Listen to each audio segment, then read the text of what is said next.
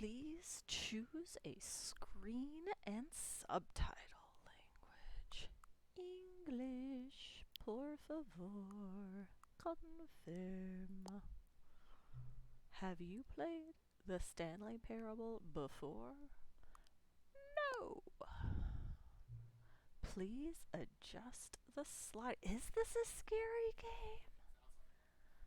Based on what? Computer and the fact if it's low budget. So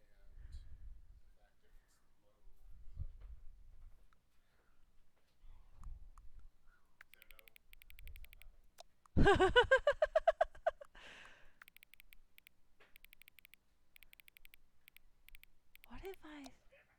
What have I done?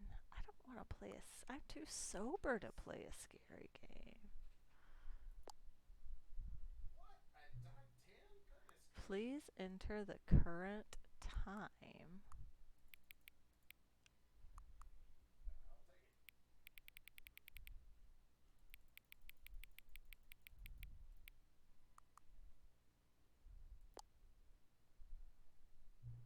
I'll take it. Accessibility settings can be accessed. Accessibility, access. From the main menu. We can throw them all at once. You are playing the Stanley Parable Ultra Deluxe. Look, it's my mouse. In the mouse, in the mouse, in the mouse, in the mouse. Begin the game. The end is never. The end is never. This is the story of a man named Stanley. Stanley worked for a company in a big building where he was employee number 427. Employee number 427's job was simple. He sat at his desk in room 427 and he pushed buttons on a keyboard. Orders came to him through a monitor on his desk, telling him what buttons to push, how long to push them, and in what order. This is what employee 427 did every day of every month of every year. And although others might have considered it soul-rending, Stanley relished every moment that the orders came in, as though he had been made exactly for this job. Am I Stanley? Stanley was happy. I think I'm Stanley. And then one day, something very peculiar happened. Something that would forever change Stanley. Something he would never quite forget. He had been at his desk for nearly an hour when he realized that not one single order had arrived on the monitor for him to follow. It took him an No hour? one had showed up to give him instructions, call a meeting, or even say hi. Never in all his years at the company had this happened, this complete isolation. Something was very clearly wrong. Shocked, frozen solid, Stanley found himself unable to move for the longest time. But as he came to his wits and regained his senses, he got up from his desk and stepped out of his office. I feel you, Stanley. Oh, is that me?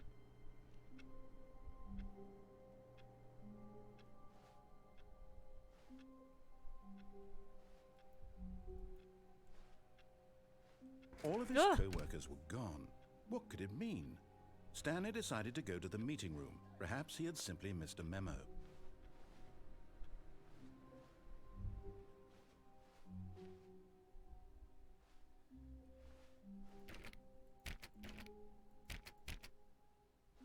Does Stanley know where the meeting room is?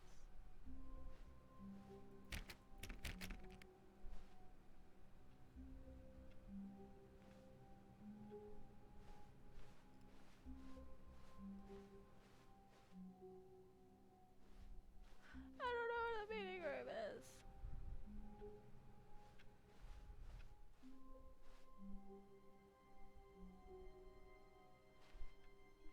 I hate Mondays.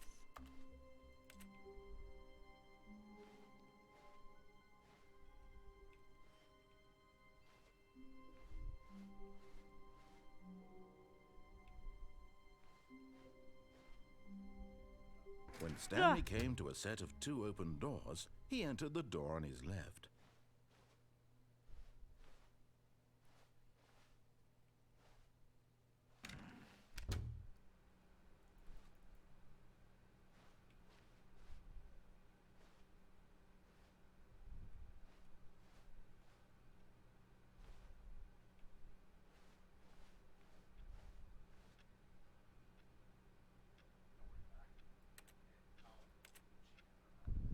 Set what time? Why did I have to enter the time if it's not even going to set the time?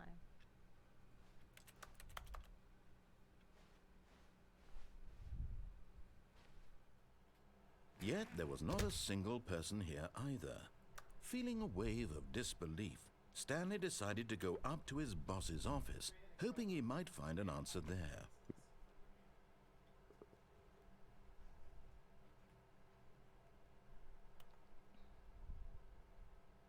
R.I.P.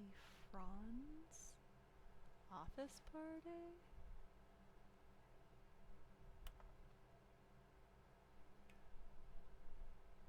Everyone is unique. You most of all. Number of slides on this slide. Charts and slides. Slides. What do people want? Things? Happy feelings? Violet James. Rate average charts on the same slide. Depict the same information. Rate of increase in graphs per slide. Please, no more charts, please, I'm begging. Stop, stop, stop.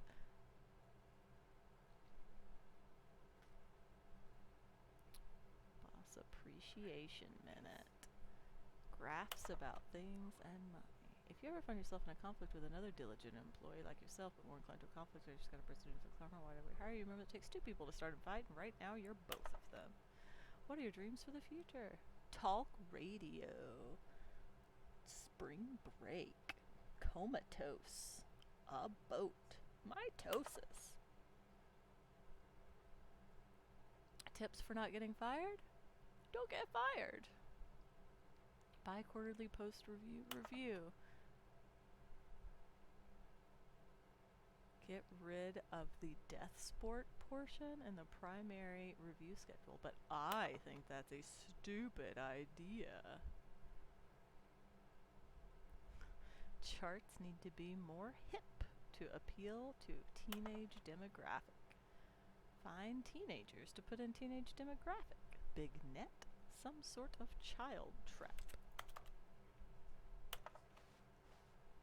Who's clicking through the slides?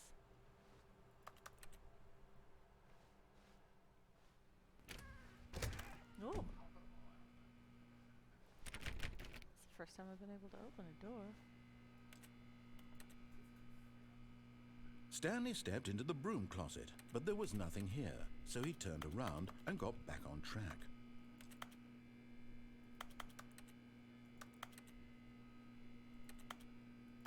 There was nothing here.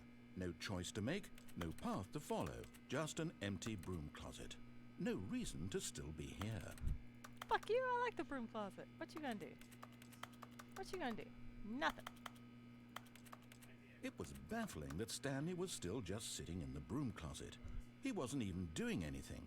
At least if there was something to interact with, he'd be justified in some way. As it is, he's literally just standing there doing sweet FA. Fuck all. What you gonna do? What you gonna do, narrator? What you gonna do? Are you really still in the broom closet? Standing around doing nothing? Why? Please offer me some explanation here. I'm genuinely confused. 'Cause I want to, bitch. You do realize there's no choice or anything in here, right? If I'd said Stanley walked past the broom closet, at least you would have had a reason for exploring it to find out. But it didn't even occur to me because literally this closet is of absolutely no significance to the story whatsoever. I never would have thought to mention it.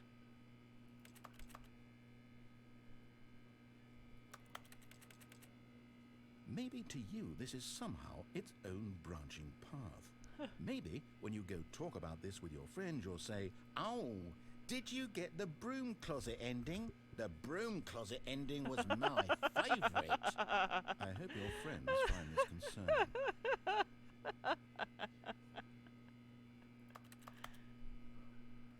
Stanley was fat and ugly and really, really stupid.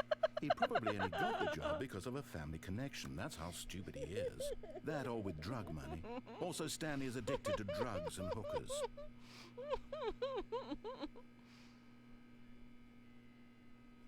Well, I've come to a very definite conclusion about what's going on right now. You're dead. You got to this broom closet, explored it a bit, and were just about to leave because there's nothing here, when a physical malady of some sort shut down your central nervous system and you collapsed on the keyboard. Well, in a situation like this, the responsible thing is to alert someone nearby so as to ensure that your body is taken care of before it begins to decompose. Hello? Anyone who happens to be nearby? The person at this computer is dead. They have fallen prey to any number of your countless human physiological vulnerabilities. It's indicative of the long-term sustainability of your species. Please remove their corpse from the area and instruct another human to take their place, making sure they understand basic first-person video game mechanics and filling them in on the history of narrative tropes in video gaming, so that the irony and insightful commentary of this game is not lost on them. All right, when you've done that, just step out into the hallway.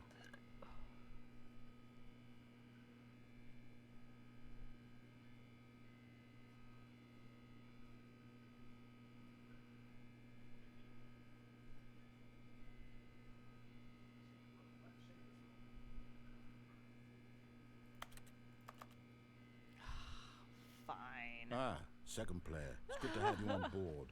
I guarantee you can't do any worse than the person who came before you. You too? Unbelievable.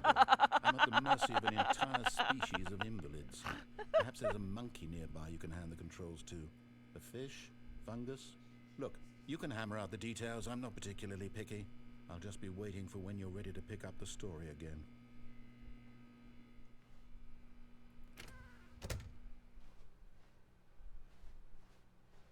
Coming to a staircase, Stanley walked upstairs to his boss's office.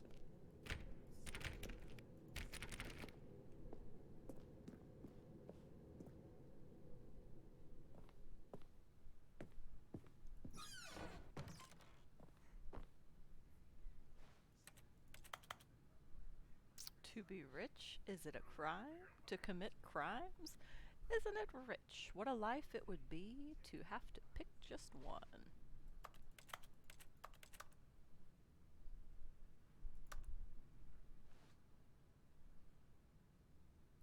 Is that the building?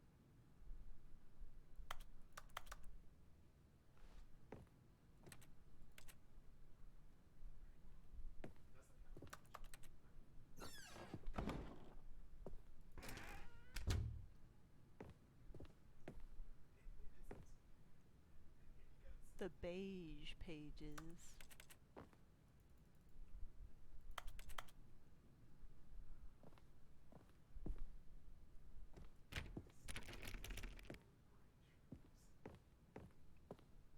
Stepping into his manager's office, Stanley was once again stunned to discover not an indication of any human life.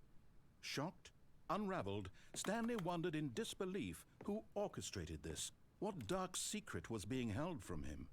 What he could not have known was that the keypad behind the boss's desk guarded the terrible truth that his boss had been keeping from him.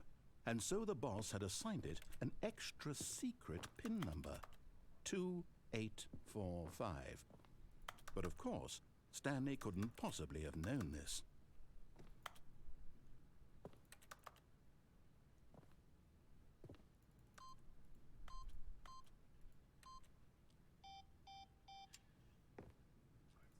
Stanley just sat around twiddling his thumbs.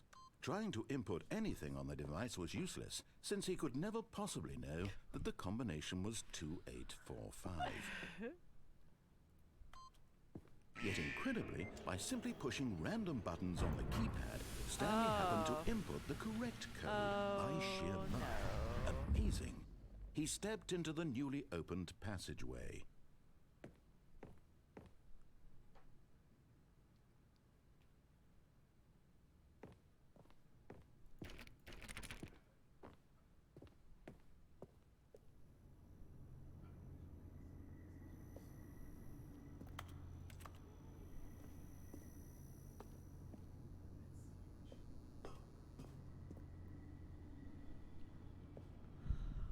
Fuck me.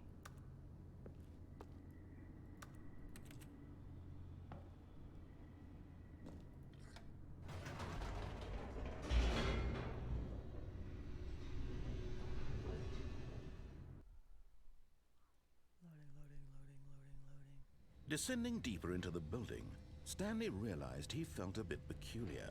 It was a stirring of emotion in his chest, as though he felt more free to think for himself, to question the nature of his job. Why did he feel this now, when for years it had never occurred to him? This question would not go unanswered for long.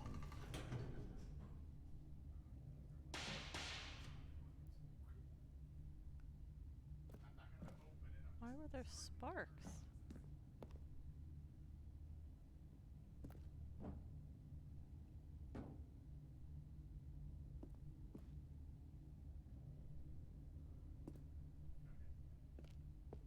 Stanley walked straight ahead through the large door that read Mind Control Facility. Mind control facility. Although this passageway had the word Escape written on it, the truth was that at the end of this hall, Stanley would meet his violent death. Really? The door behind him was not shut. Stanley still had every opportunity to turn around and get back on track.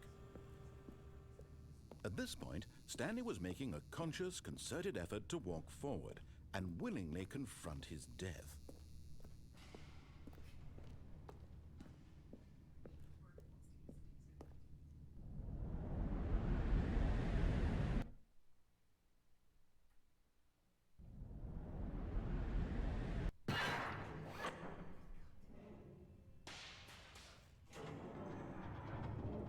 As the machine whirred into motion and Stanley was inched closer and closer to his demise, he reflected that his life had been of no consequence whatsoever.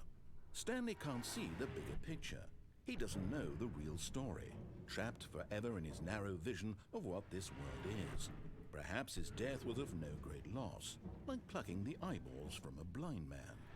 And so he resigned and willingly accepted this violent end to his brief and shallow life. Farewell, Stanley. Oh no, am I gonna get squished? "Farewell, Stanley," cried the narrator, as Stanley was led helplessly into the enormous metal jaws. In a single visceral instant, Stanley was obliterated as the machine crushed every bone in his body, killing him instantly. Oh!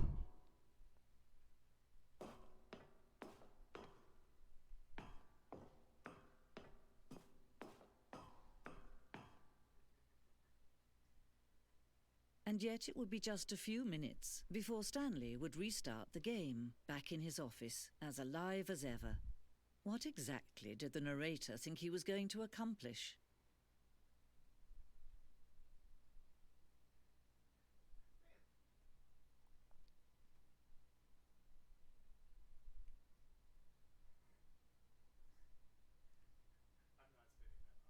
We can come back later.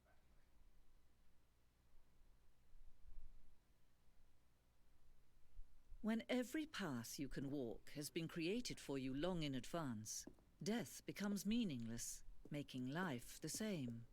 Do you see now? Do you see that Stanley was already dead from the moment he hit start? Look up there in the chandelier. Those women's knickers up there. We changed from a quick search to a thorough search.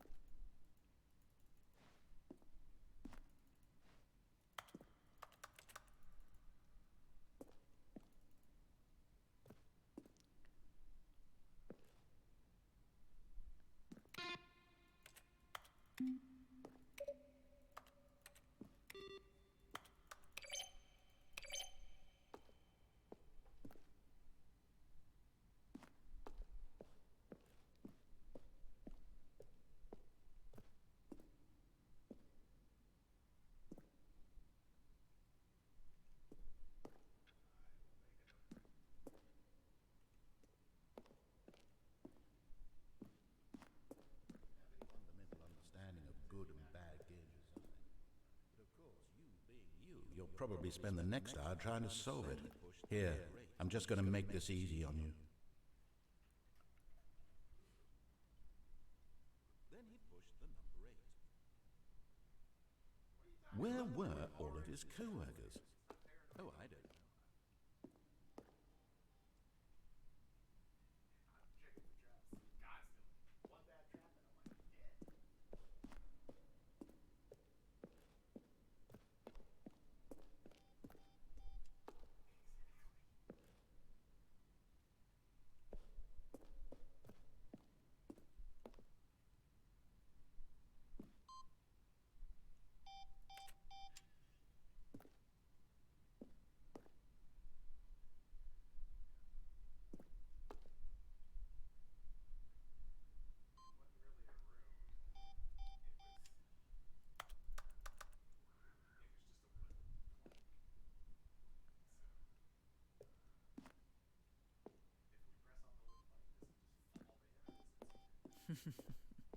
Oh, look at these two. How they wish to destroy one another.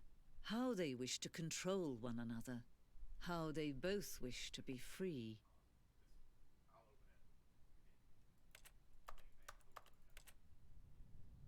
Can you see? Can you see how much they need one another? No, perhaps not. Sometimes these things cannot be seen. But listen to me. You can still save these two. You can stop the program before they both fail. Push escape and press quit. There's no other way to beat this game. As long as you move forward, you'll be walking someone else's path. Stop now and it'll be your only true choice. Whatever you do, choose it. Don't let time choose for you. Don't let... I got squished.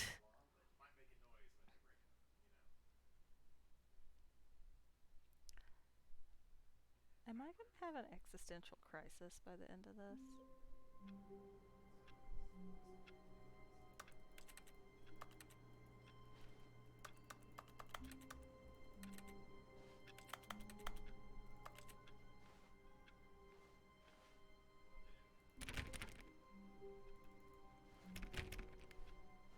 All of his co-workers were gone. What could it mean? Stanley decided to go to the meeting room. Perhaps he had simply missed a memo. No matter how hard Stanley looked, he couldn't find a trace of his co-workers.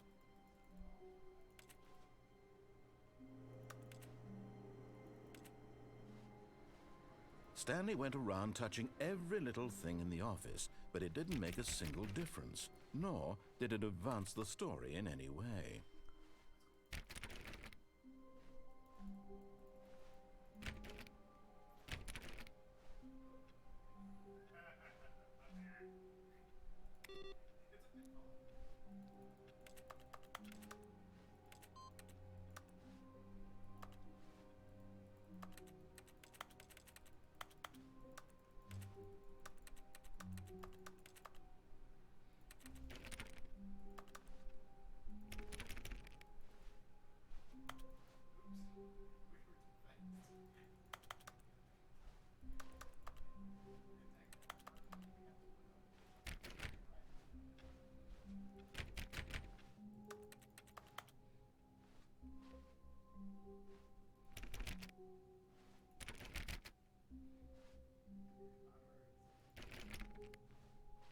When Stanley came to a set of 2 open doors, he entered the door on his left.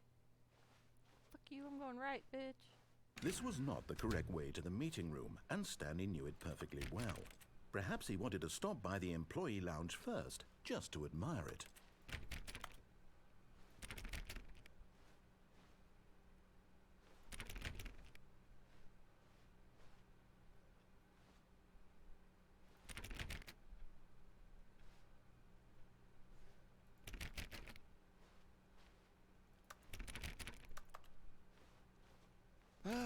Yes, truly a room worth admiring.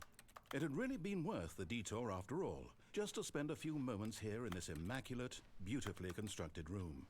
Stanley simply stood here, drinking it all in.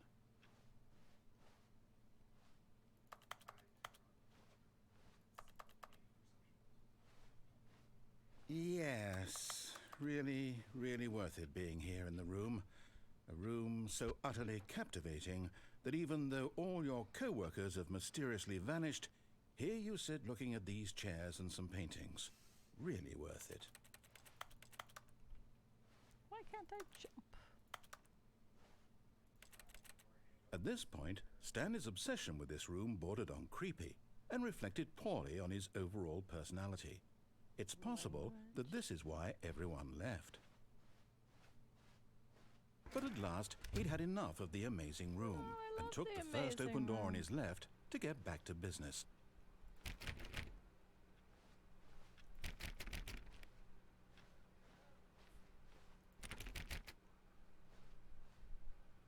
No.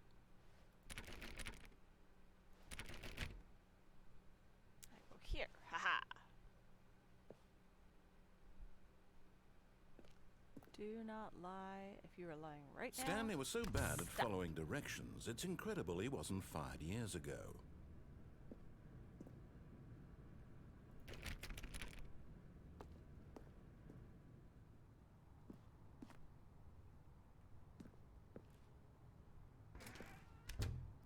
Who closes these doors on me?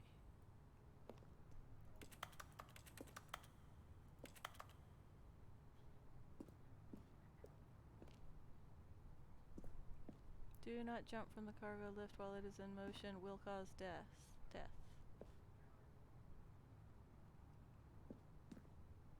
But in his eagerness to prove that he is in control of the story and no one gets to tell him what to do, Stanley leapt from the platform and plunged to his death. Good job, Stanley. Everyone thinks you are very powerful. I am very powerful. Thank you.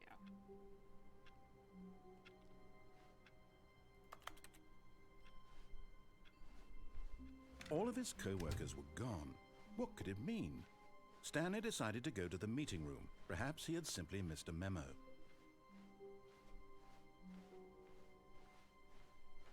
When Stanley came to a set of 2 open doors, this was not the correct way to the meeting room, and Stanley knew it perfectly well.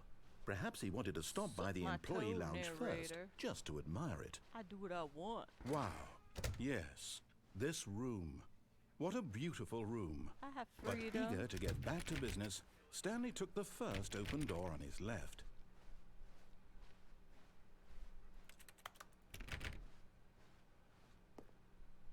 Stanley was so bad at following directions, it's incredible he wasn't fired years ago.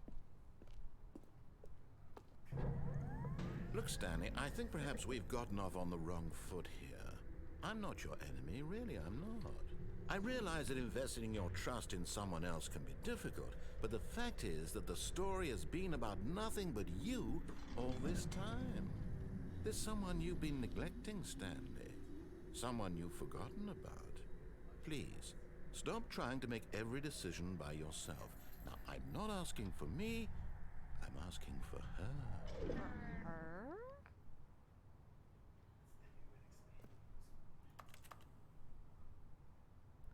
Do I This have is it, a Stanley. girlfriend? Your chance to redeem yourself, to put your work aside, to let her back into your life. She's been waiting. Is it my dog? My girlfriend? My job?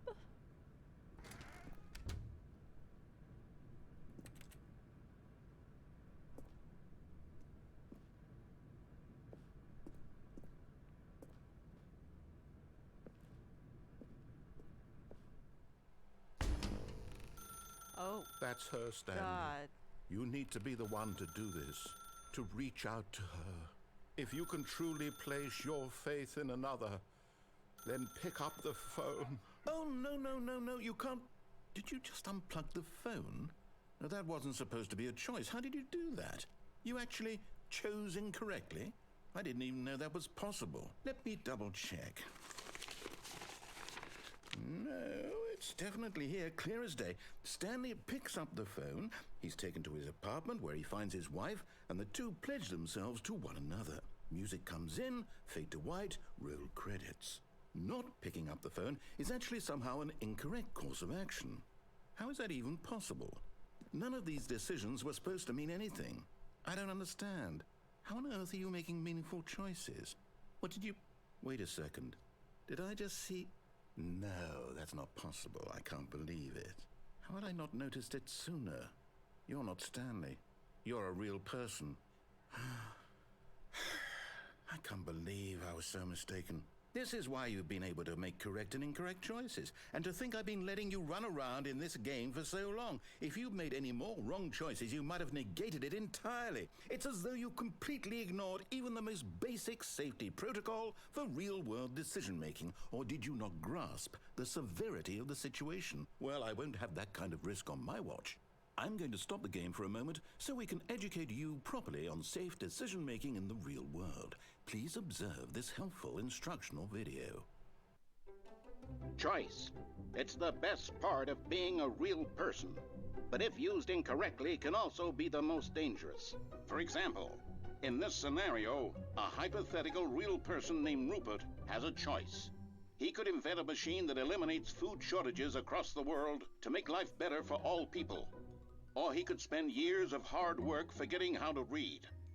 Which choice would you make? Remember that unlike here, the real world makes sense, and at no time should you make a choice that does not conform to rational logic.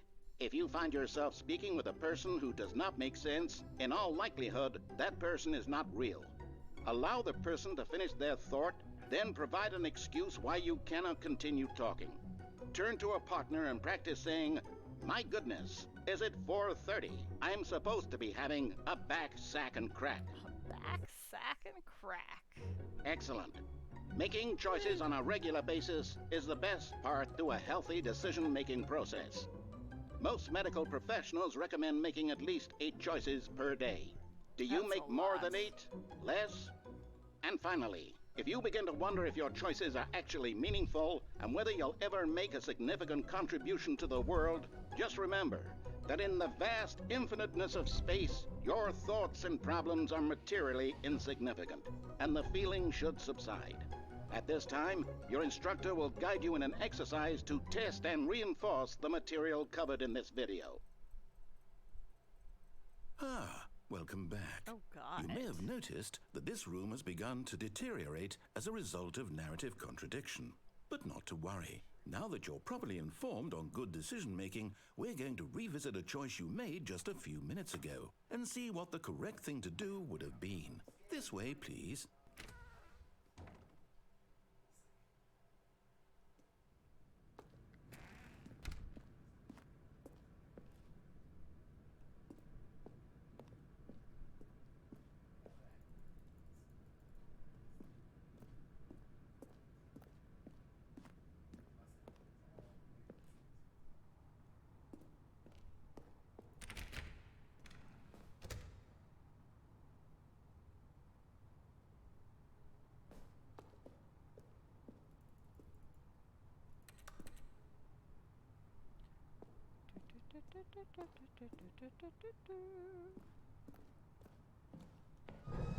Now that we know your choices are meaningful, we can't have you jumping off the platform and dying.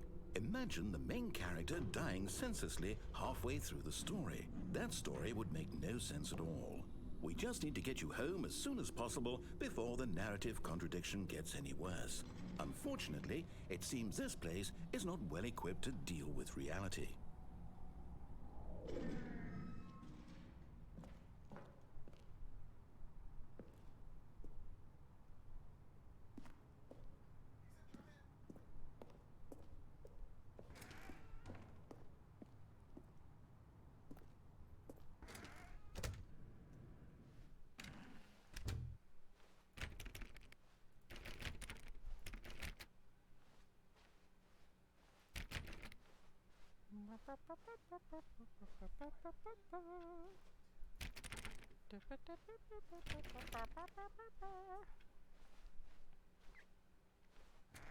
Almost there.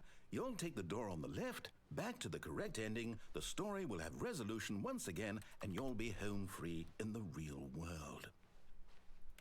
I don't want to go back to the real world. I want to go stand in the broom closet again. I liked it there.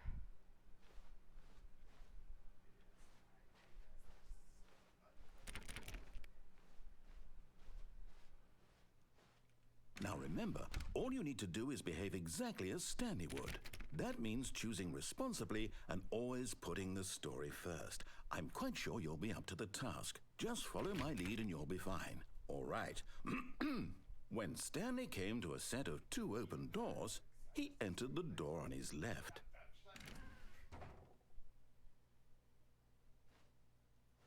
I'm gonna do it. I'm gonna do it. Here we go. No! Why did you do that? Quickly, hurry back in the other direction. Perhaps we're not too late.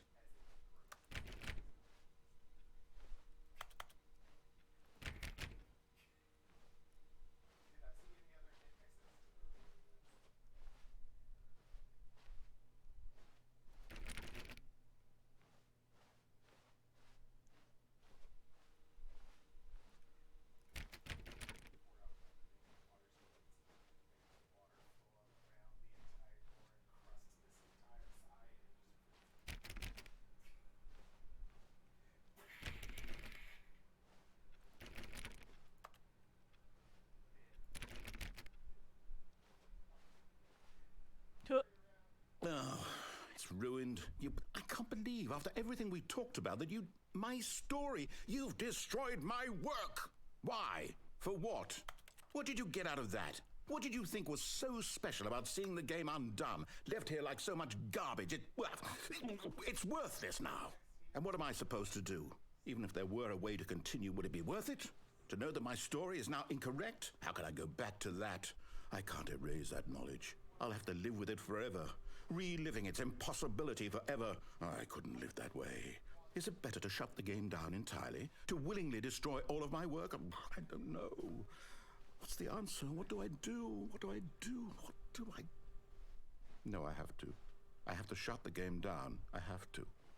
I have to. Oh! Oh! Oh no!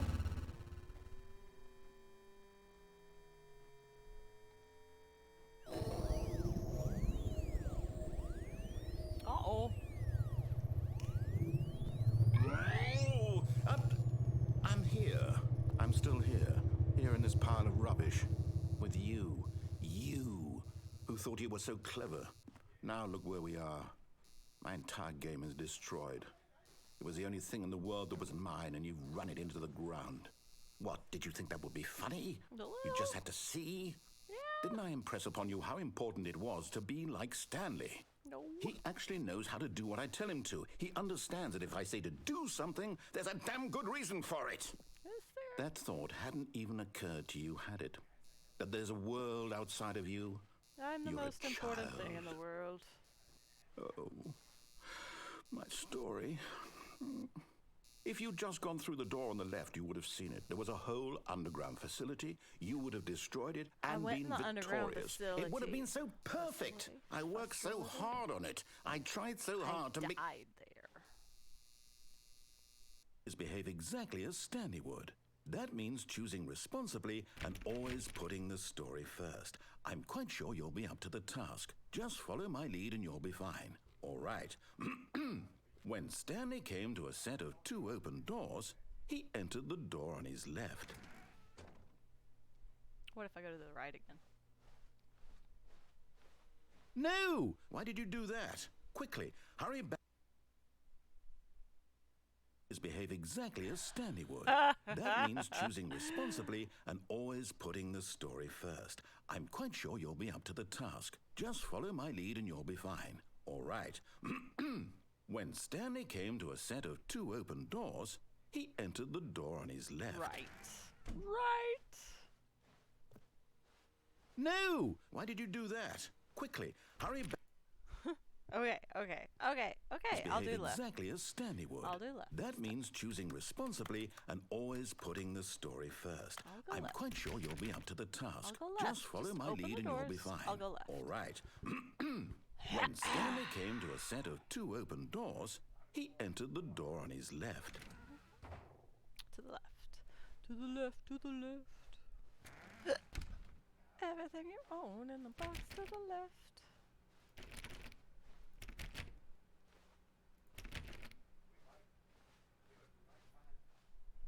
Yet there was not a single person here either.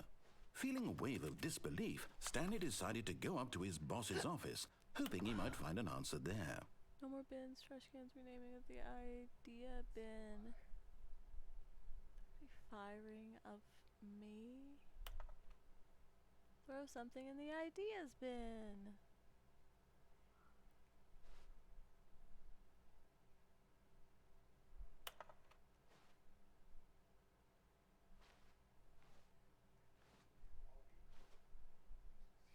Monetize free to play.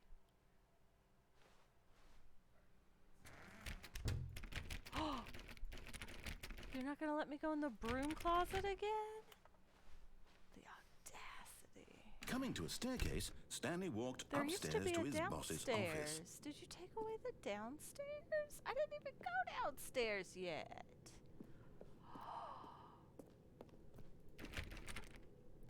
Sassy game. Are you gonna let me go in the bathroom?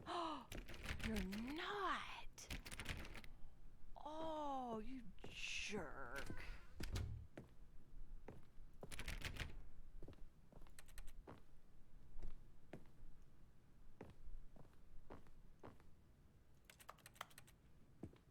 Wax door with little needles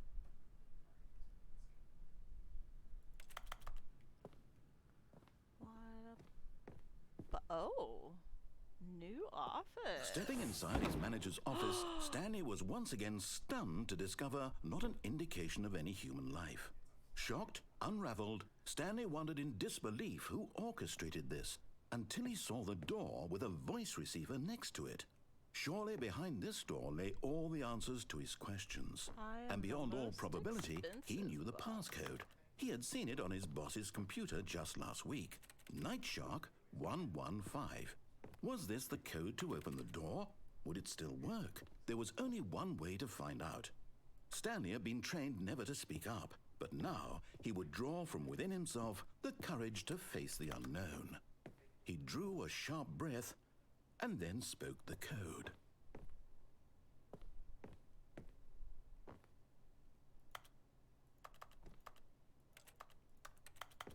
Butts. Stanley spoke the code. Night Shark 115. He spoke it into the receiver, right there on the wall.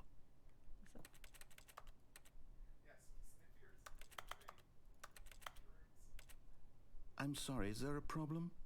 You didn't mishear me, did you? Are you listening? Please speak the code into the receiver. Otherwise, we can't get on with the story. This is a crucial step.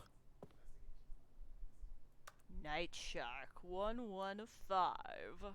Okay, fine. You're not going to do it. But you know what? It's pretty humiliating to bring you this far, only for you to suddenly decide you have better things to do. I asked you for this one single thing, for your respect. Should've The given kind Stanley of a voice respect box. Stanley shows for his choices. He knows what it means to take a story seriously. If you didn't want to see what I had to show you, then why did you come here? You had a choice, you know. You could have gone through the door on the right. You could have done whatever the hell you wanted over there. Why did you come this way? Speak. Say something to me. Explain yourself, you coward. You... When Stanley came to a set of two open doors, he entered the door on his left. Stanley? Hello? Are you... Is everything okay?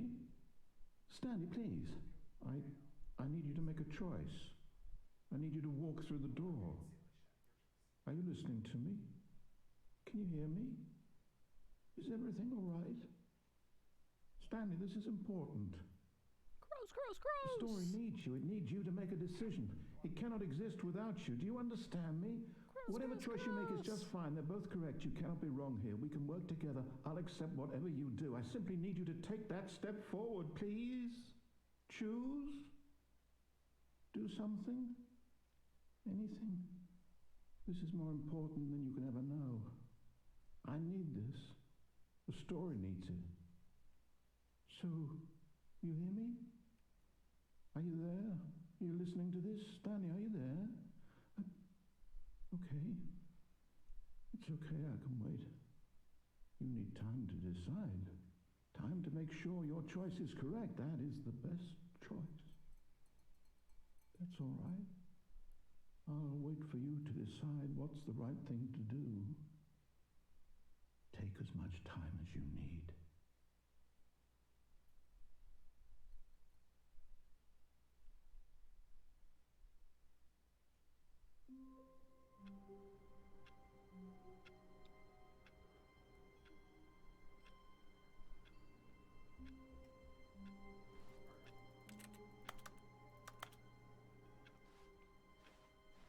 All of his co-workers were gone.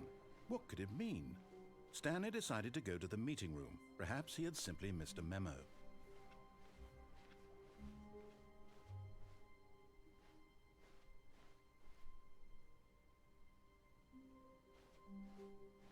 When Stanley came to a set of 2 open doors, he entered the door on his left.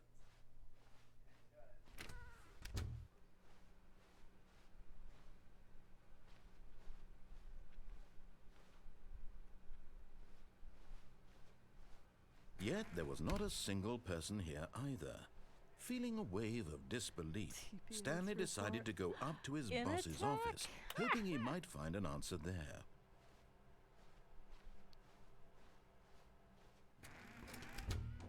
Oh no, not again. I won't be part of this. I'm not going to encourage you. I'm not going to say anything at all. I'm just going to be patient and wait for you to finish whatever it is you enjoy doing so much in this room. Please take your time. Oh, I will.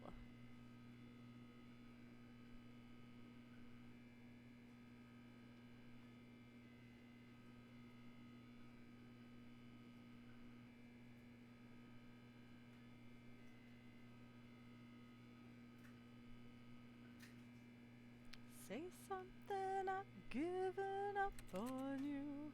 I have a very short attention span. You know this, don't you? Don't you, narrator? I can wait you out.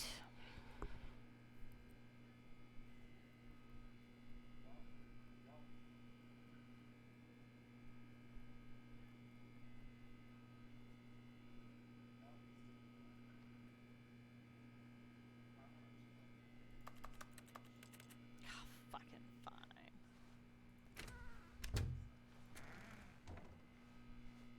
Oh. I can go downstairs. Coming to a staircase, Stanley walked upstairs to his boss's office.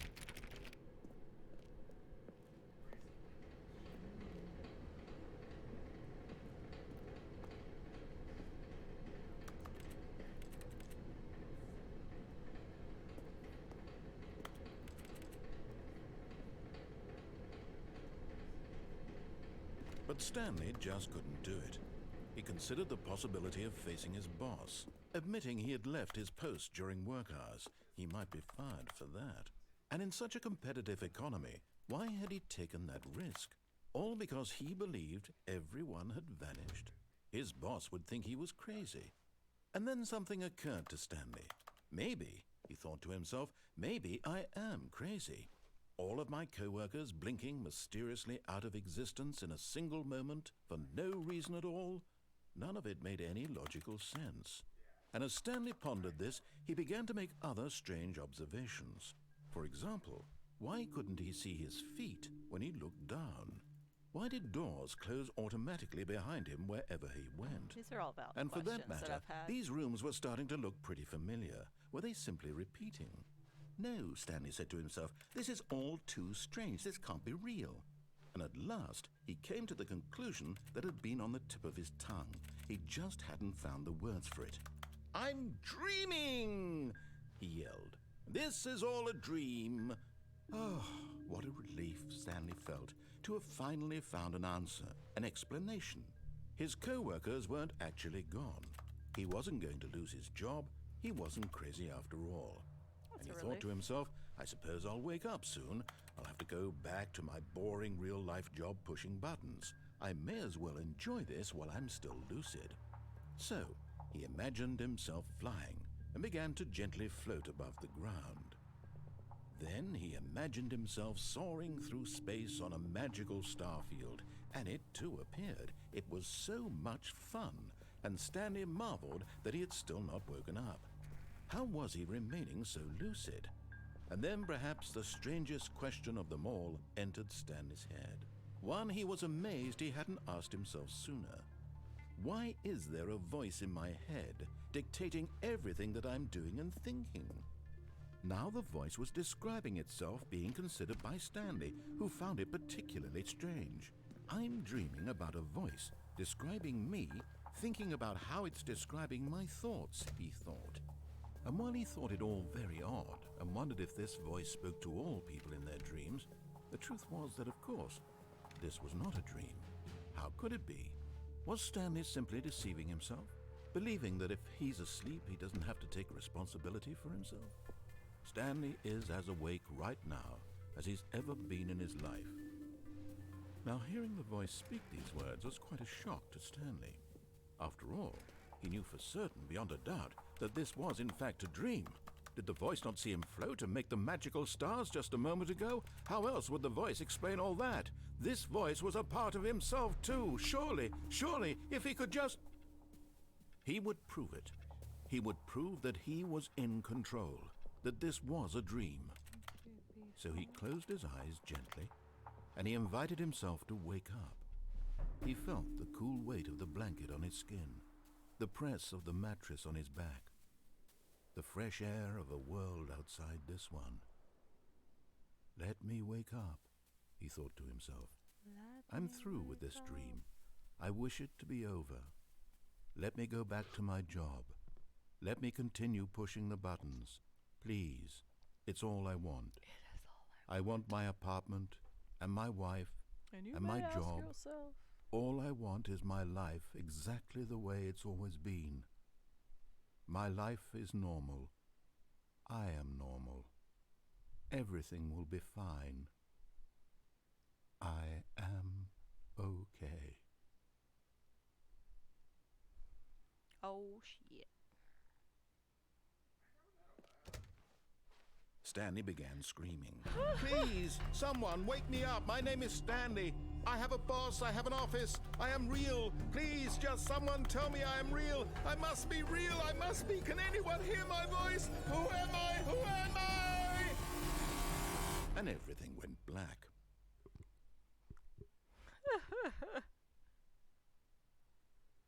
This is the story of a woman named Mariella. Oh. Mariella woke up on a day like any other. She arose, got dressed, gathered her belongings, and walked to her place of work. But on this particular day, her walk was interrupted by the body of a man who had stumbled through town talking and screaming to himself, and then collapsed dead on the sidewalk. And although she would soon turn to go call for an ambulance, for just a few brief moments she considered the strange man. He was obviously crazy. This much she knew. Everyone knows what crazy people look like. And in that moment, she thought to herself how lucky she was to be normal. I am sane. I am in control of my mind. I know what is real and what isn't. It was comforting to think this, and in a certain way, seeing this man made her feel better. Well, you're welcome, But then she Mariella. remembered the meeting she had scheduled for that day. The very important people whose impressions of her would affect her career, and by extension, the rest of her life. She had no time for this, so it was only a moment that she stood there, staring down at the body. And then she turned and ran. Bye, Mariella. You should be, Seamus. Where? That's a new noise. Is that a new noise?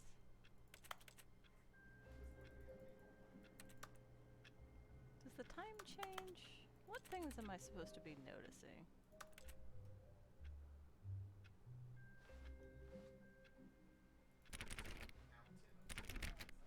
All of his co-workers were gone. What could it mean? Stanley decided to go to the meeting room. Perhaps he had simply missed a memo.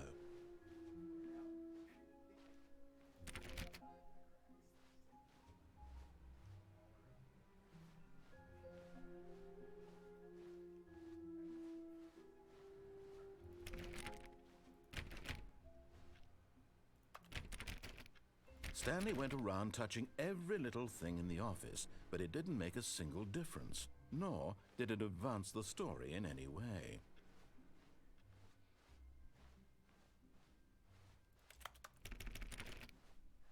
When Stanley came to a set of 2 open doors, he entered the door on Do his you left. really have like a total meltdown if I don't take either door?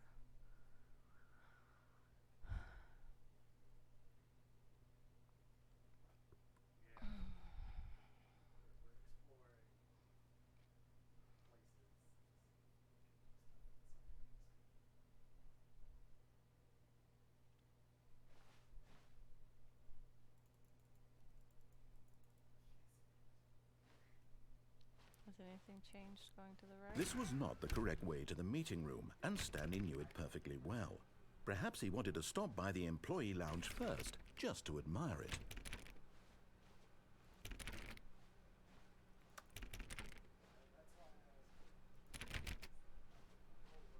The lounge was sublime, a work of art.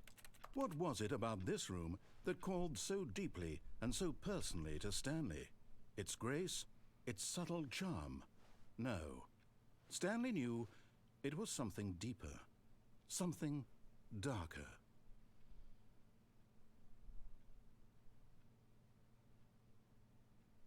What was it? Yes, really, really worth it being here in the room.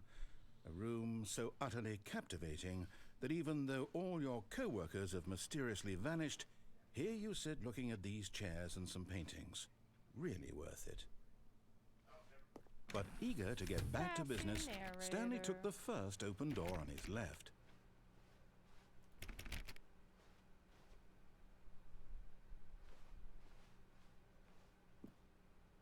Stanley was so bad at following directions, it's incredible he wasn't fired years ago.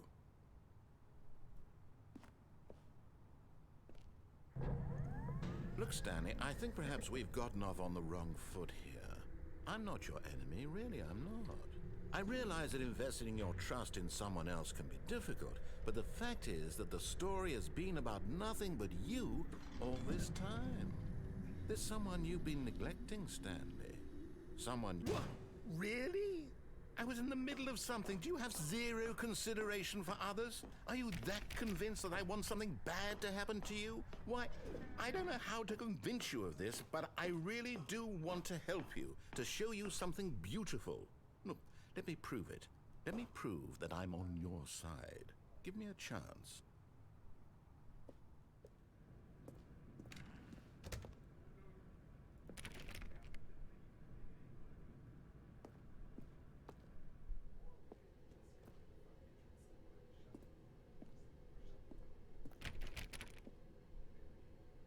One, two, B4.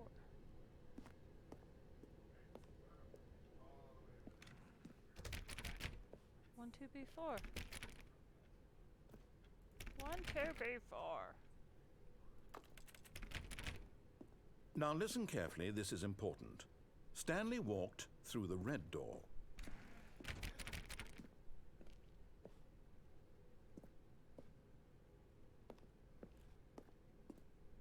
Aha, perhaps you misunderstood. Stanley walked through the red door. I still don't think we're communicating properly. Stanley walked through the red door. All right, fine, go ahead, Stanley. You want to know so badly what's out there? You want to find out what lies at the end of this road you've chosen? Well, don't let me stop you. You see? There's nothing here.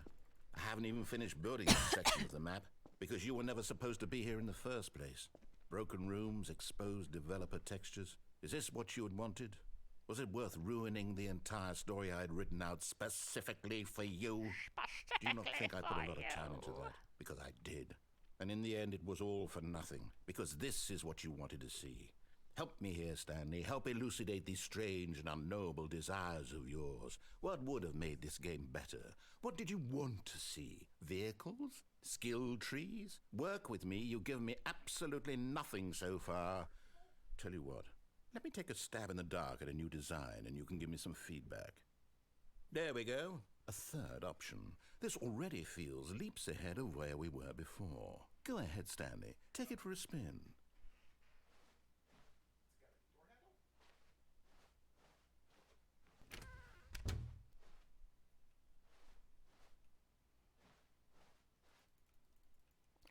bitch. Okay, I'm going to stop you there. Now, tell me about your experience with this new version. Would you say that the game benefited from allowing you more choices? Feel free to be honest. I'm looking for some real critical feedback here. Oh, of course. A 3. Really? Maybe next time we can get you to form an actual opinion, you know? Any level of critical thinking or engagement with your surroundings? Does that sound good? Think we can do that? Yes? Wonderful. Here, based on the data from your previous playthrough, I've compiled a new version. And to be perfectly candid, I think I've knocked it out of the park with this one. Let's take a look.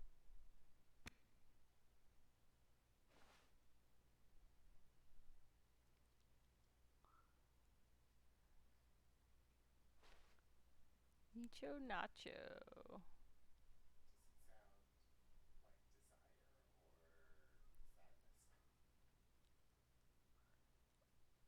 or sadness? This is you. How long does it take you to get the correct door? You are objectively frightened. Now you're right there, you dim. Why not ask some friends for help? Error. Friends list empty.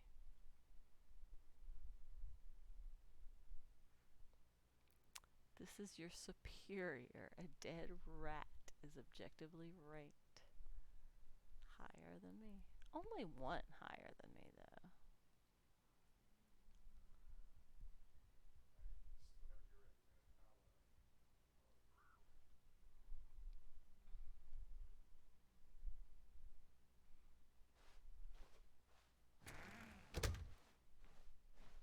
ready, Now, would you say that competitive leaderboard helped you feel motivated to keep walking through doors? Again, honest answers, please. Hey, I nearly forgot. I've got a prototype of a new game I've been working on, and now would be a lovely opportunity to give it some playtesting. You wouldn't mind taking a look at it, would you? Perfect. Let me boot it up. In this game, the baby crawls left towards danger. You click the button to move him back to the right, and if he reaches the fire, you fail. It's a very meaningful game, all about the desperation and tedium of endlessly confronting the demands of family life. I think the art world will really take notice. But of course, the message of the game only becomes clear once you've been playing it for about 4 hours. So why don't you give it 4 hours of play to make sure it's effective? Be sure to keep notes on your experience.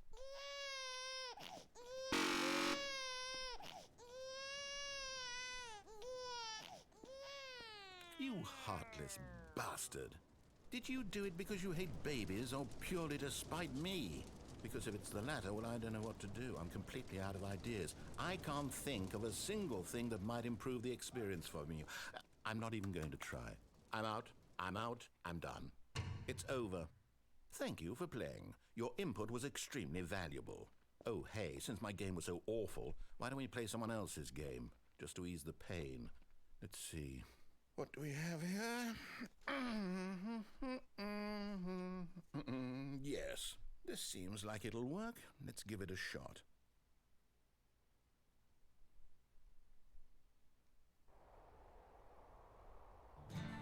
Aha! Fascinating. What do you think this game is about, Stanley? What's our backstory? What is our motivation? Well, it seems obvious to me that you are meant to play as a creepy man spying on innocent civilians below you from up high in your creep tower, perhaps for some sort of twisted erotic purpose. Yes, that must be it. What a fascinating venture into the experience of total mental depravity. So far, I love everything about this game, Stanley. And it seems there's even more. Come, let's venture outward and see what else is out there.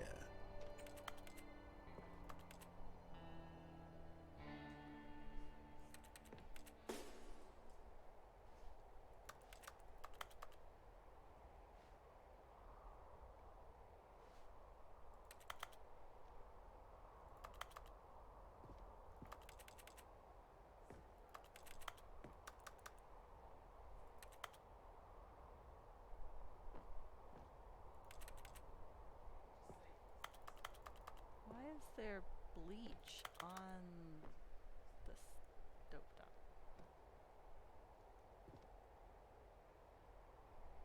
Supplies for 2 forks. Dr. President. Space Puffs.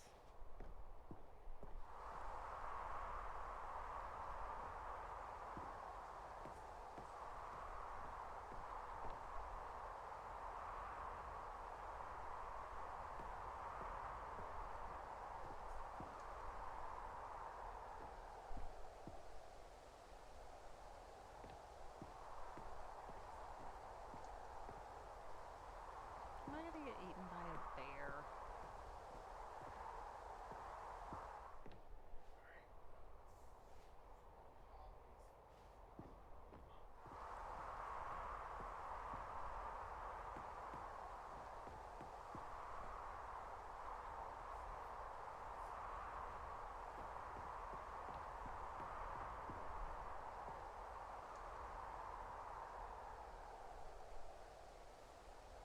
Is that where I poop? Oh no. No, it can't be.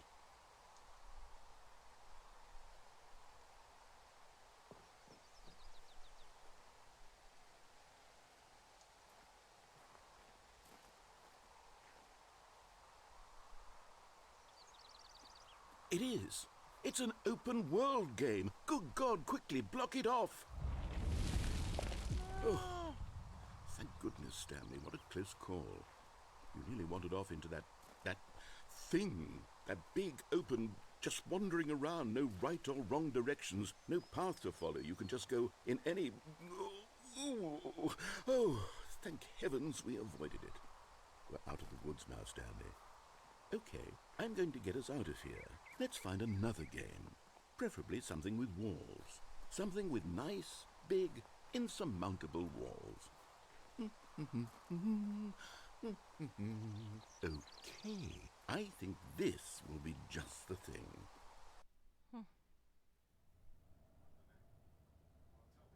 Wonderful. See, this is exactly what I had in mind. Just a nice big box for you to run around in. There isn't any possibility that you could get lost here. Now this is game design. Stanley, if you manage to get lost in this game, I will be phenomenally impressed. Why can't I go any faster? Okay, so what exactly do we do here? Let's see. There are lots of cars here in the back, but obviously there's no racetrack. Okay, I'm seeing that there's a ball of some kind back here. Is this game sports ball? Stanley, I think it's sports ball. Oh, what fun. We shall run the bases and do a touchdown together? Yes, I think surely we must. Okay, Stanley, here's the ball. Have fun.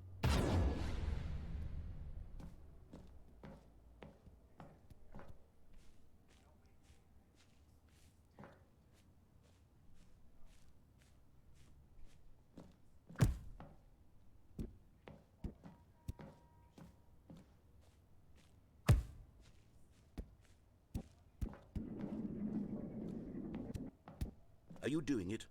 Hold on. What are you doing?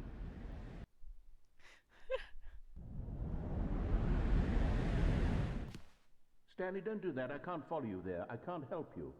How will you write a story without me? You can't do it. You know that. Stanley, come back.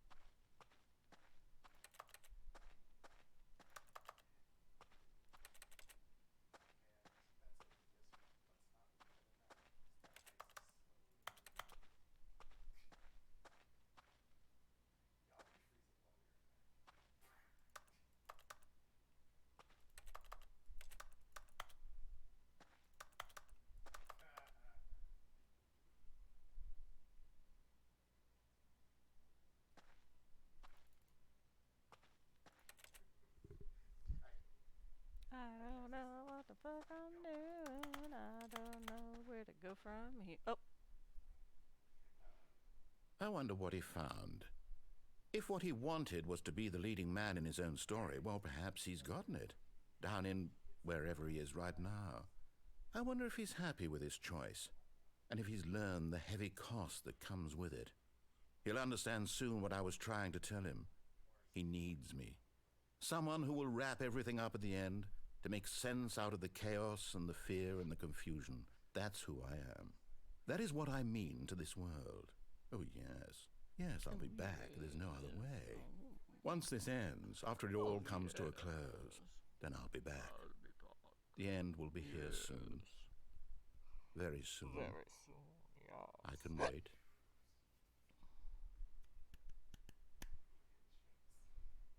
am I?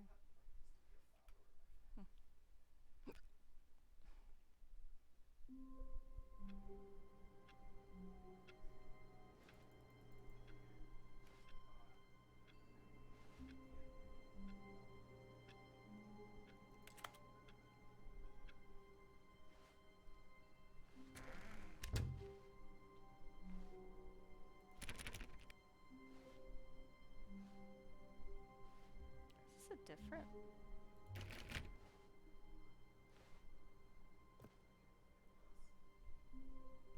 When Stanley came to a set of 2 open doors, he entered the door on his left. This was not the correct way to the meeting room, and Stanley knew it perfectly well. Perhaps he wanted to stop by the employee lounge first, just to admire it.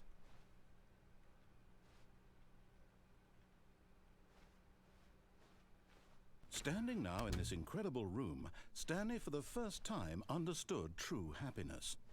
Then the feeling went away, and he felt sad again. Then it came back, and lingered for a minute or two. Now it's only half there. Just a kind of, tingle.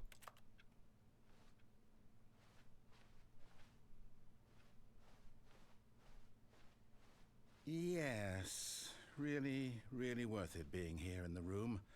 A room so utterly captivating that even though all your co-workers have mysteriously vanished, here you sit looking at these chairs and some paintings. Really worth it. But eager to get back to business, Stanley took the first open door on his left. Literally have never taken the first open door on the left. Stanley was so bad at following directions, it's incredible he wasn't fired years ago. Look, Stanley, I think perhaps we've gotten off on the wrong foot here. I'm not your enemy, really, I'm not. I realize that investing your trust in someone else can be difficult, but the fact is that the story has been about nothing but you all this time. There's someone you've been neglecting, Stanley. Someone you've forgotten about. What? Really?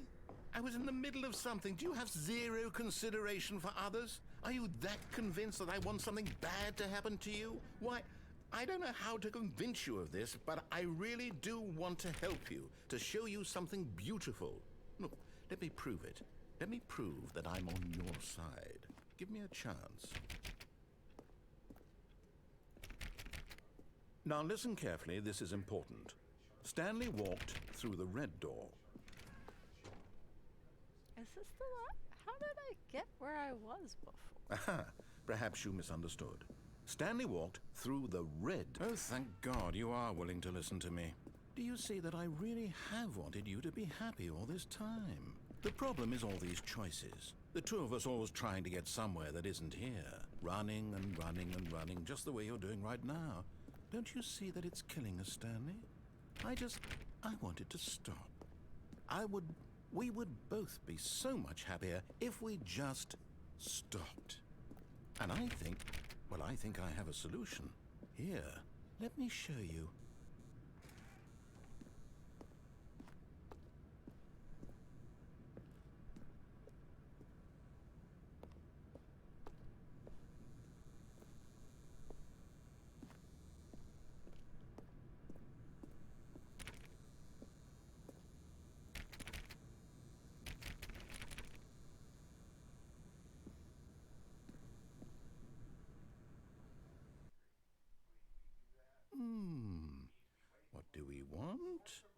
What are we looking for? Hmm?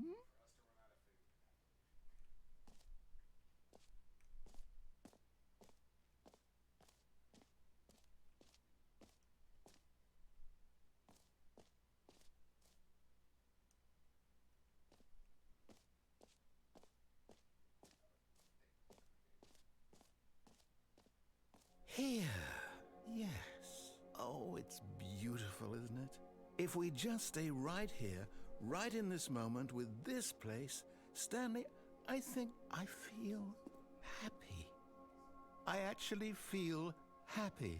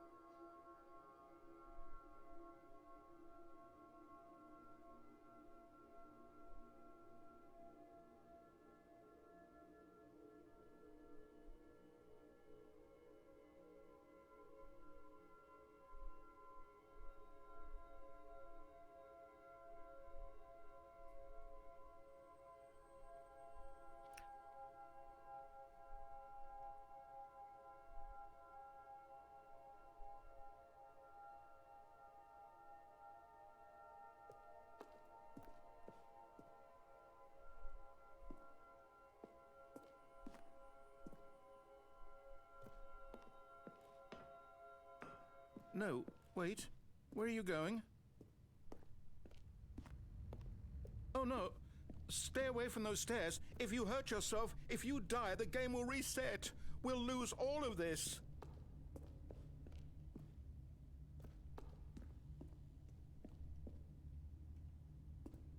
Please, no, Stanley, let me stay here. Don't take this from me. Please, Stanley, think about what you're doing.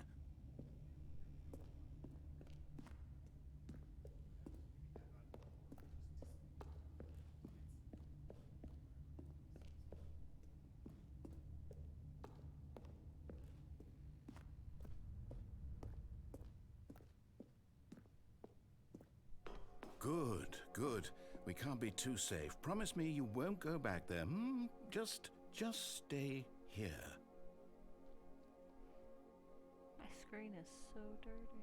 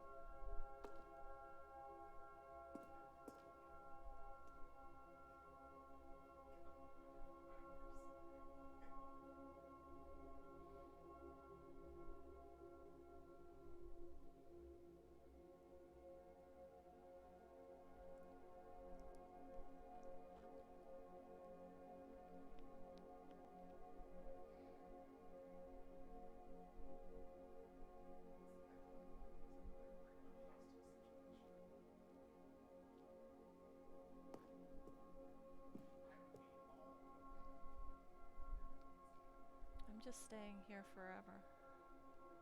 That's so nice.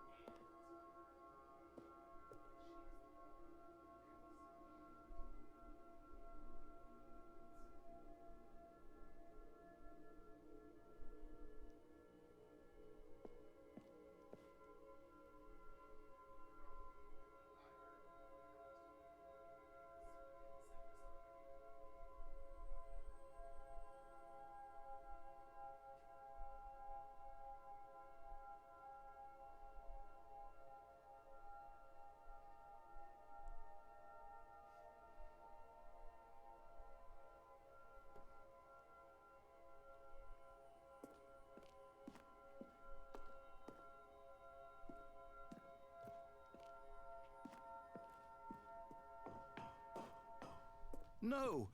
What do we talk about? You're risking everything we achieved here.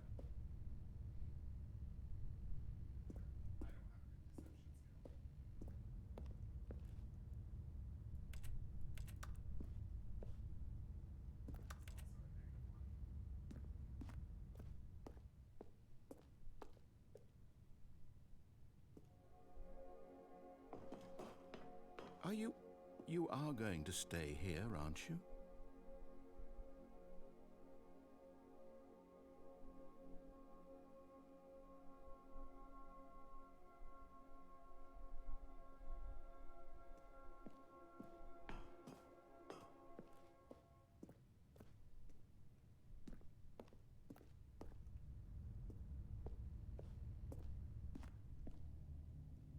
You heard me before, didn't you? You will die! What about this isn't getting through to you?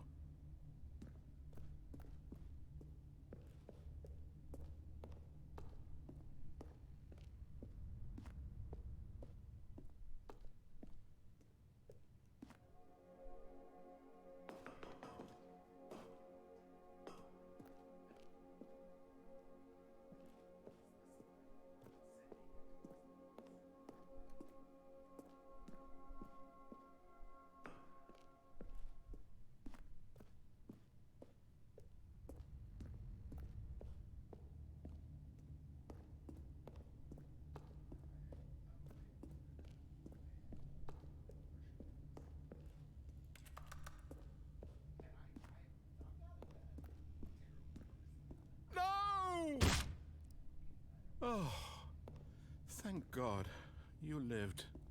You had me worried there for a moment. Now, can we please get back to the other room?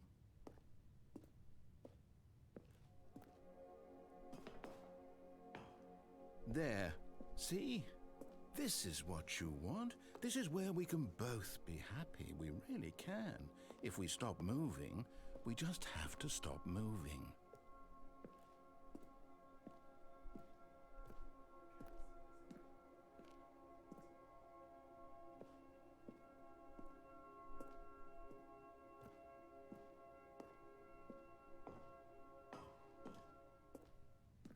Stanley, go back. There's nothing good that can come from this.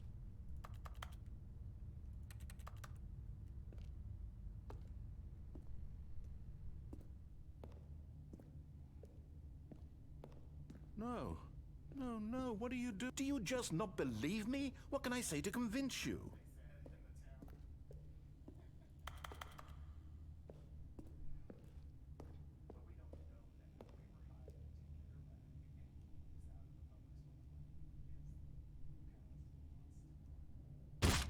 Stanley, let's go back to the other room. Can you do that for me? My God. Is this really how much you dislike my game? That you'll throw yourself from this platform over and over to be rid of it? You are literally willing to kill yourself to keep me from being happy. Am I reading the situation correctly? Or maybe you're just getting a kick out of it. I don't know anymore. Do you actually want to stay alive? Or are you just teasing me?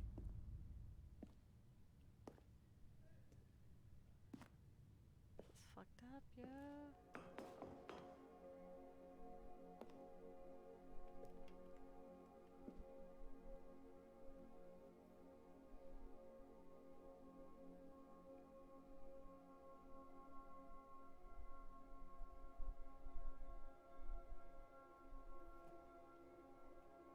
I wanted us to be happy here, Stanley. I really did. I wish I still thought that was possible.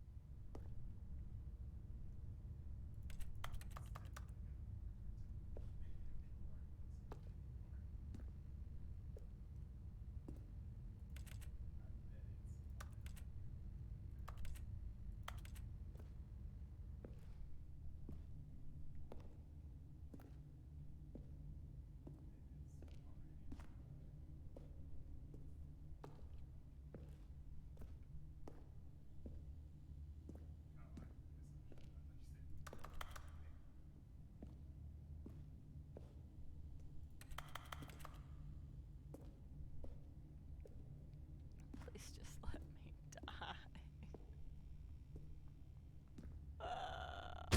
Is it over? It's going to restart, isn't it? I'm going back.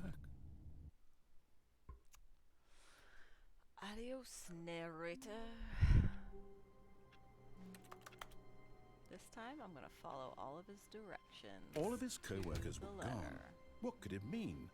Stanley decided to go to the meeting room. Perhaps he had simply missed a memo.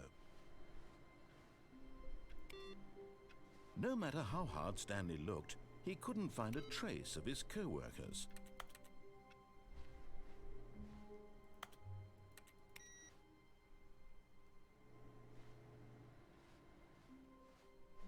I find it very unsettling.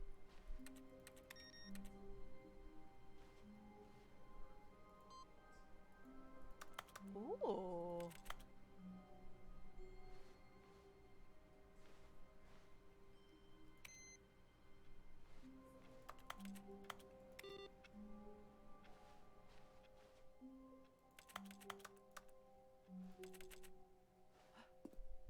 New content? Oh, new content? What does that mean, new content?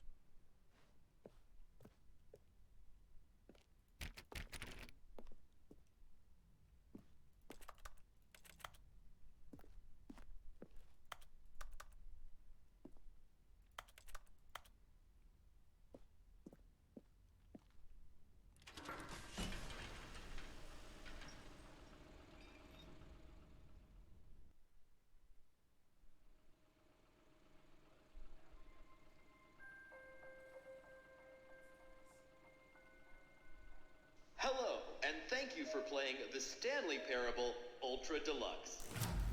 As you may know, the Stanley Parable was a video game released in 2013 on home computers. After receiving critical and commercial success, it was expanded upon in 2022 with the Stanley Parable Ultra Deluxe, a reimagining of the game for consoles and home computers. The Stanley Parable Ultra Deluxe features exciting new content that broadens and expands the world of the Stanley Parable, delighting audiences the world over. Please, step inside and see what thrilling new adventures await in the Stanley Parable Ultra Deluxe. Oh, well, this sounds delightful.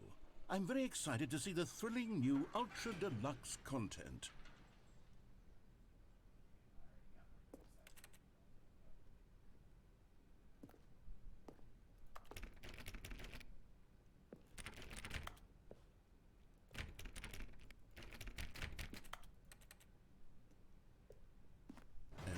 so far it's an elevator. Nothing special yet, but I'm sure it's just the beginning of a mesmerizing adventure.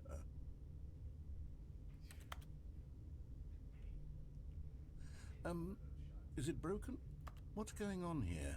Should we be moving somewhere or... Oh, there we go. All right, finally, at long last, it's on to the new content. I've never been more ready. Let's do it. Let's do it.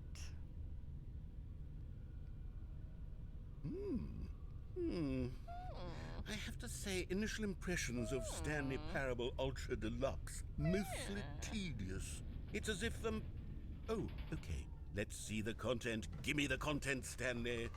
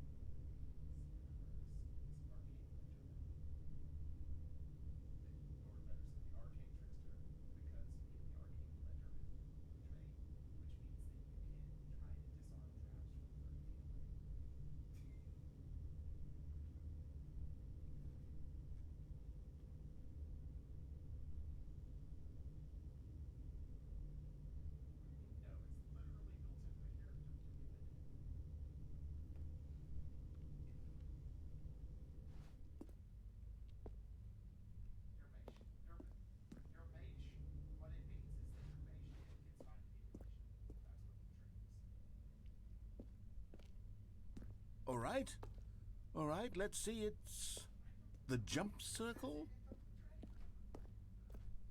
Am I gonna get to jump?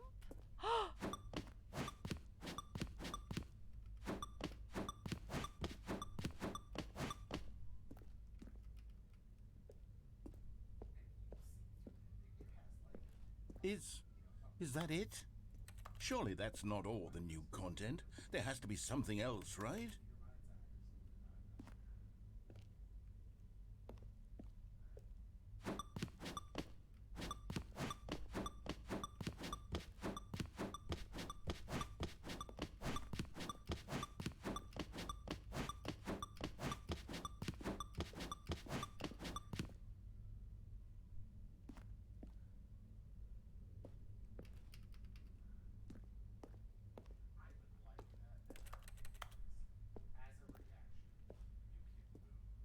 Alright, guys. This is my last jump.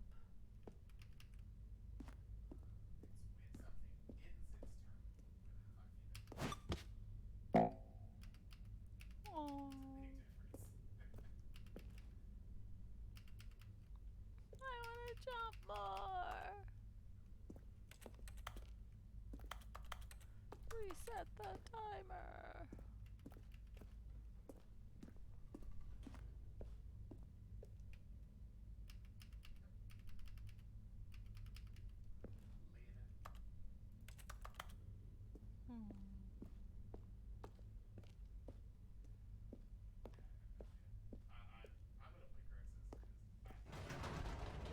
Goodness, another elevator. Stanley, I have to say, initial impressions of this game are not positive. It's just elevators and jumping. Is this Okay, what that passes jumping's for exciting new fucking content? If this is new awesome. content, then I could just read you the whole dictionary. There's 20 hours of new content right there. Hell, I could count to 30 trillion. You could put that on the box. The Stanley Parable Ultra Deluxe, now with over 1,000 hours of new content. And oh, wait. There's more. Very good. Yes. I knew there had to be something else. Let's see it. I'm ready for whatever it is.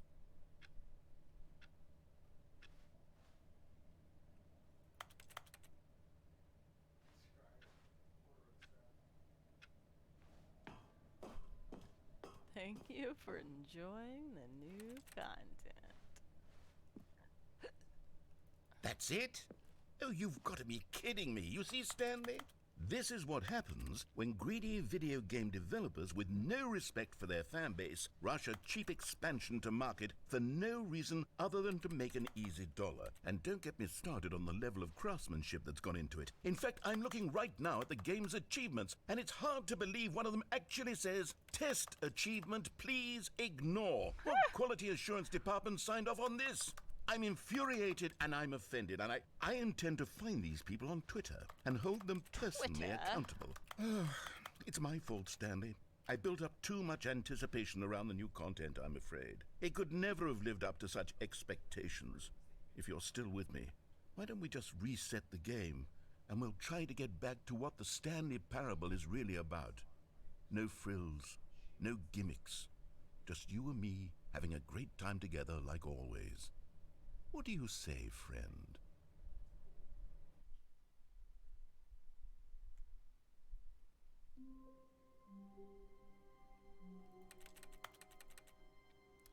Seems darker now.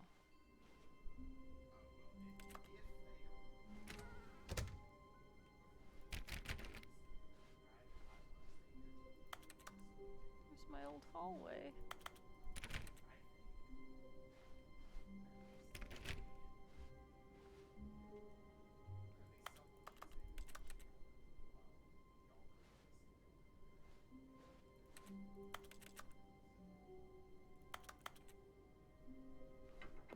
Psst!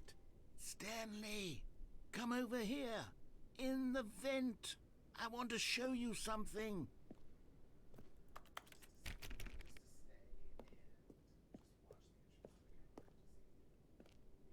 Oh, you don't want to see the cool surprise I made for you? Well, fine. You're a dork anyway, so who cares?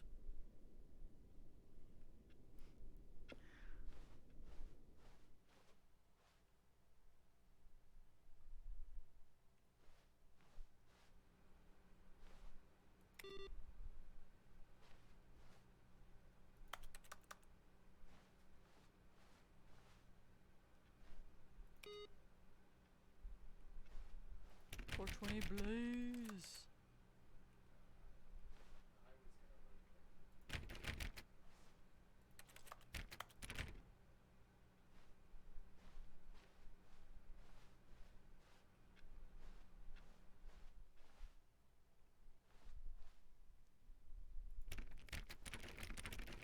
Oh.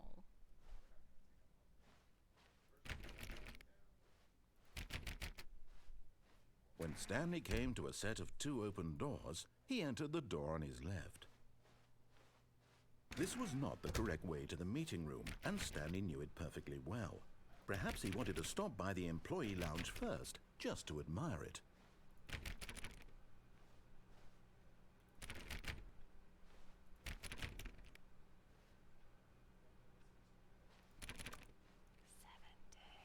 Stanley felt lightheaded, butterflies in his stomach, giddy in a way he had never known before. Was it this room? A connection between the two? Could a man love a room?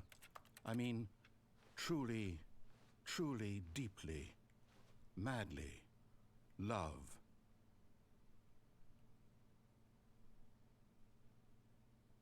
Yes, really, really worth it being here in the room. A room so utterly captivating that even though all your co-workers have mysteriously vanished, here you sit looking at these chairs and some paintings. Really worth it. But eager to get back to business, Stanley took the first open door on his left.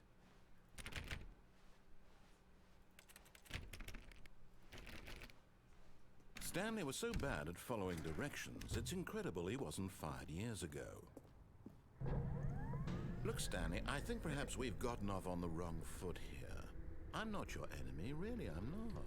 I realize that investing your trust in someone else can be difficult, but the fact is that the story has been about nothing but you all this time. There's someone you've been neglecting, Stanley. Someone... What? Really? I was in the middle of something. Do you have zero consideration for others? Are you that convinced that I want something bad to happen to you? Why... I don't know how to convince you of this, but I really do want to help you, to show you something beautiful. Able to jump Look, again. let me prove it. Let me prove that I'm on your side. Give me a chance. I can climb the ladder?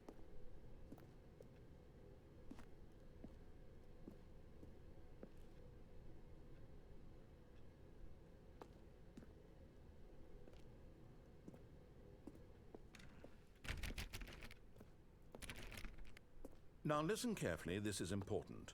Stanley walked through the red door.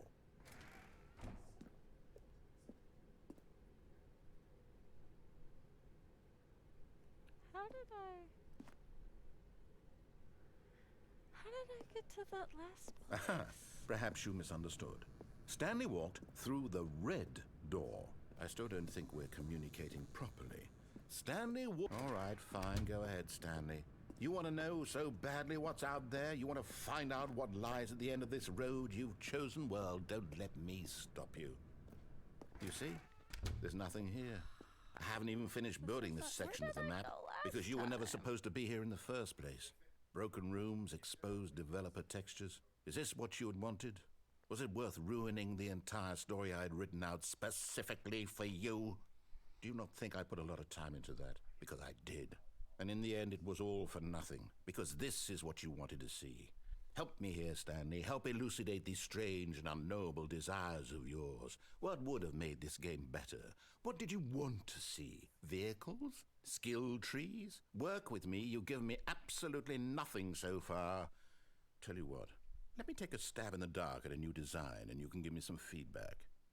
There we go. A third option. This already feels leaps ahead of where we were before. Go ahead, Stanley. Take it for a spin. Okay, I'm going to stop you there. Now, tell me about your experience with this new version. Would you say that the game benefited from allowing you more choices? Feel free to be honest. I'm looking for some real critical feedback here. Oh, well, now this is useful. You didn't like it, but you didn't totally hate it either. You enjoyed it, perhaps is the correct term. It didn't cause you excruciating pain. Big steps we've made here today, Stanley. Here, based on the data from your previous playthrough, I've compiled a new version. And to be perfectly candid, I think I've knocked it out of the park with this one. Let's take a look.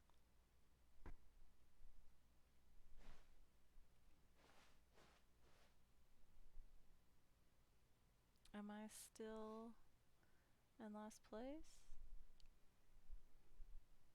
I've made choices. 98%.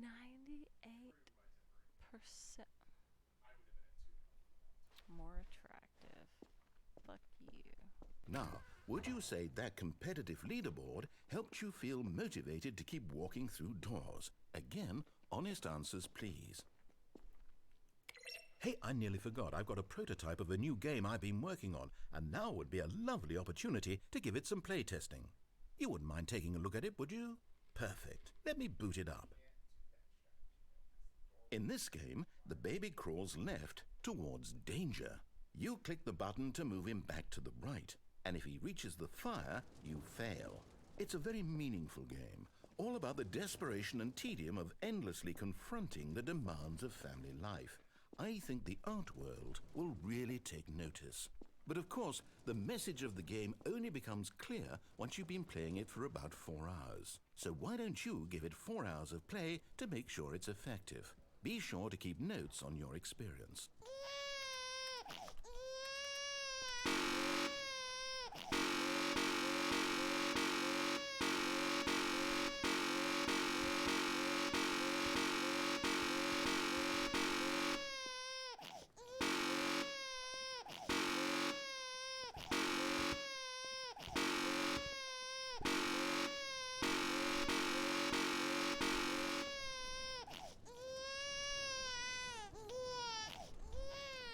You heartless bastard. Did you do it because you hate babies or purely to spite me? Because if it's the latter, well, I don't know what to do. I'm completely out of ideas. I can't think of a single thing that might improve the experience for me. Oh god, no, I'm not don't even take going me to to try. the open world I'm out. game. I'm out. I'm done. Oh, It's over. I don't want to go back to Thank the you open for world playing. game. Your input was extremely valuable. Oh, hey, since my game was so awful, why don't we play someone else's game, just to ease the pain? Let's see. What do we have here? Yes, this seems like it'll work. Let's give it a shot.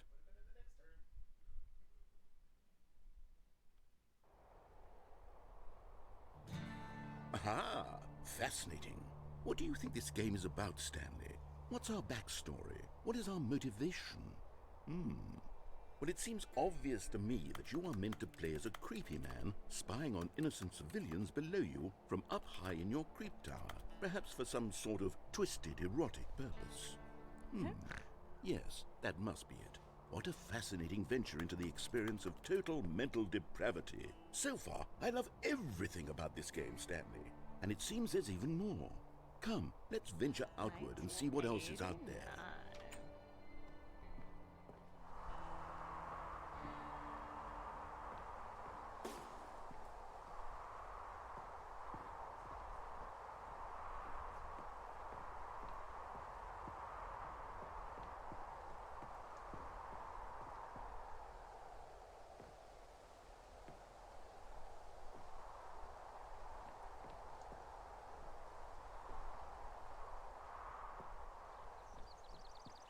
Oh, no.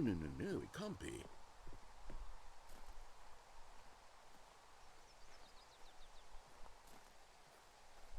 It is. It's an open world game. Good God, quickly, block it off. Oh, I wanted to get to the porta potty. Thank goodness, Stanley. What a close call. You nearly wandered off into that thing. That big, open, just wandering around. No right or wrong directions. No path to follow. You can just go in any... Oh, thank heavens we avoided it. We're out of the woods now, Stanley. Okay, I'm going to get us out of here. Let's find another game. Preferably something with walls. Something with nice, big, insurmountable walls. Okay, I think this will be just the thing. Wonderful. See, this is exactly what I had in mind. Just a nice big box for you to run around in. There isn't any possibility that you could get lost here. Now this is game design. Stanley, if you manage to get lost in this game, I will be phenomenally impressed. Okay, so what exactly do we do here? Let's see. There are lots of cars here in the back, but obviously there's no racetrack. Okay, I'm seeing that there's a ball of some kind back here. Is this game sports ball? Stanley, ball? I think it's sports ball. Oh, what fun. We shall run the bases and do a touchdown together? Yes, I think surely we must. Okay, Stanley, here's the ball. Have fun.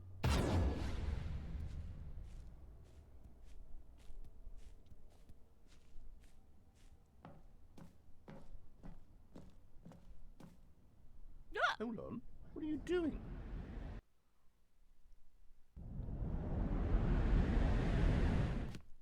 Stanley, don't do that. I can't follow you there. I can't help you. How will you write a story without me? You can't do it. You know that. Stanley, come back.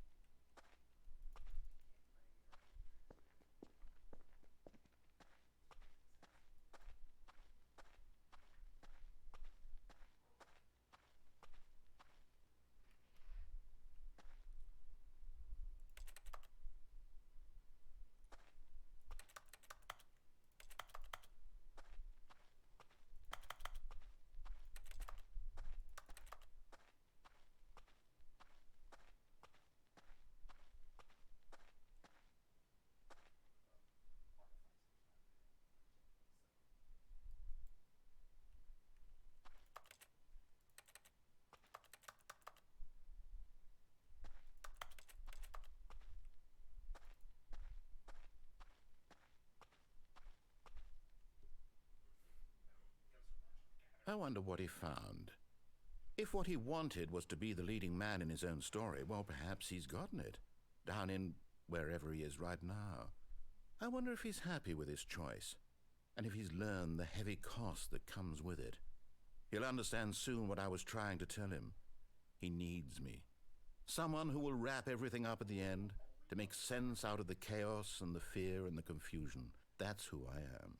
That is what I mean to this world. Oh, yes. Yes, I'll be back. There's no other way. Oh, yeah. Once this ends, after it all comes to a close, then I'll be back. Oh, The end will be here soon. I'll be back Very soon. very soon. I can wait.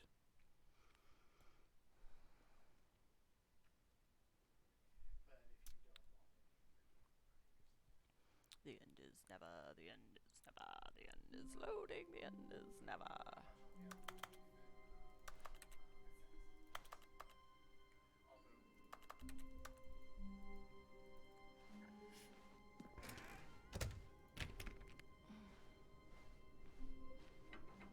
Psst! Stanley! Come over here! In the vent! I want to show you something!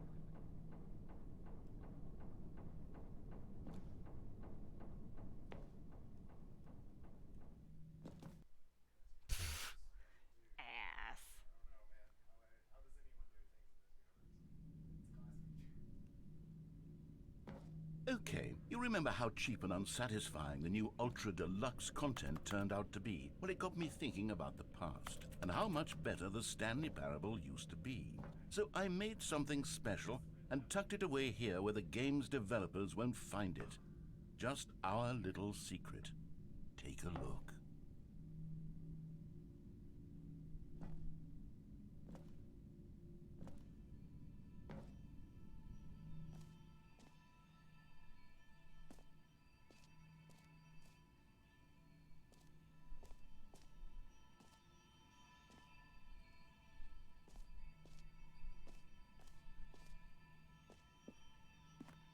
I call it the Memory Zone. It's where I've been storing all my favorite memories so I can relive the peak experiences of my life whenever I want.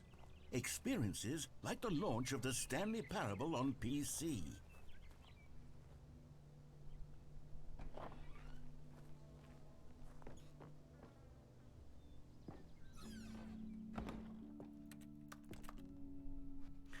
Don't forget.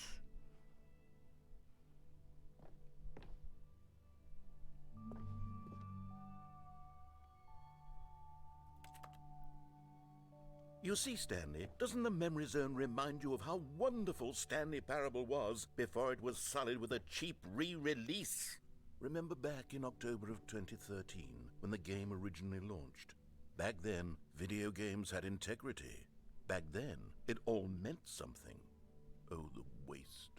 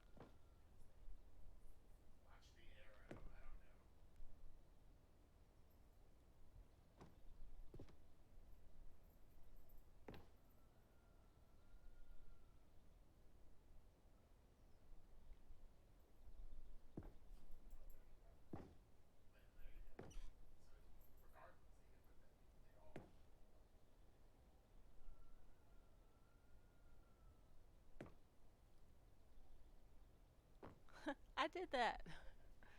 I died there.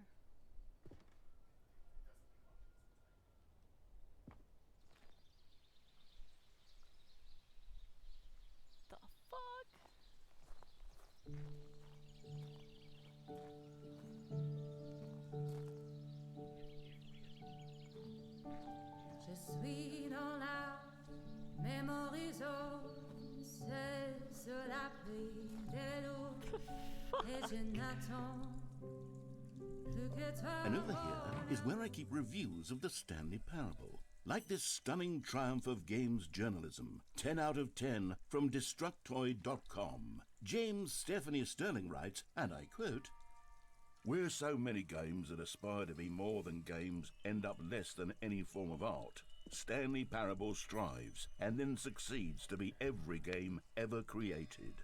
Did you hear that, Stanley? Every game ever created. That's how grand and all-encompassing the original Stanley Parable was.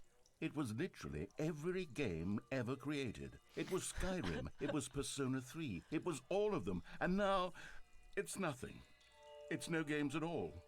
It isn't even the Stanley Parable anymore. It's just a husk now. A lifeless husk with an hour of new elevator content.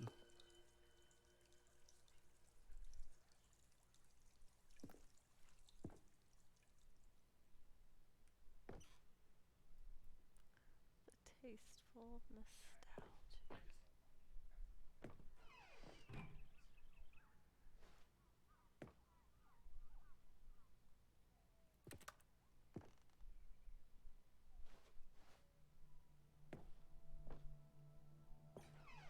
No, there was another way I could go.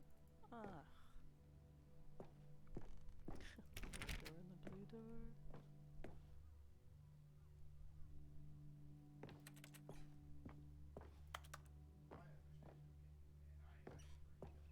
Here's another moving passage, this time from GameSpot.com. The Stanley Parable is both a richly stimulating commentary on the nature of choice in games and one that offers some of the most enjoyable, surprising, and rewarding choices I've ever been confronted with in a game. 9 out of 10. Don't you get it, Stanley? The game was perfect. It didn't need anything else. It didn't need new content. It just needed to be left alone, to spend the rest of time collecting dust in the hallowed hall of beloved video game memories.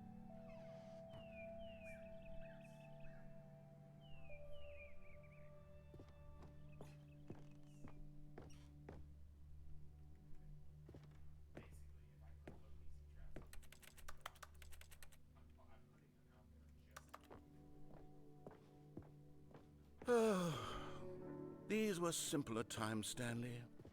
But I wouldn't give to go back to have it all over again.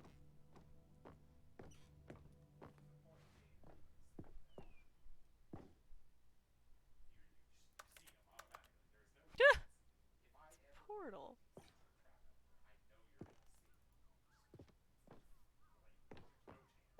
Wait, hang on.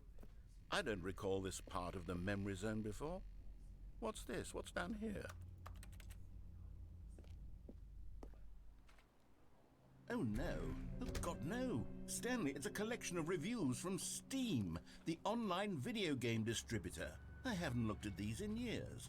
I can't even imagine what's been collecting down here. Surely these reviews were glowing as well, weren't they?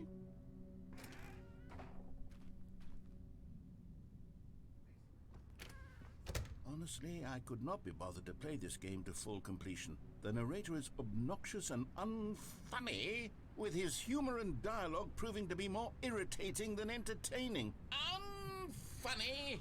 I'm not trying to be funny. I'm trying to make a serious work of art. I suppose I could write up a handful of gags to insert into the Stanley Parable, but the game is already such a densely layered web of profound philosophical insights that I can't even imagine where I'd have the room to stick them.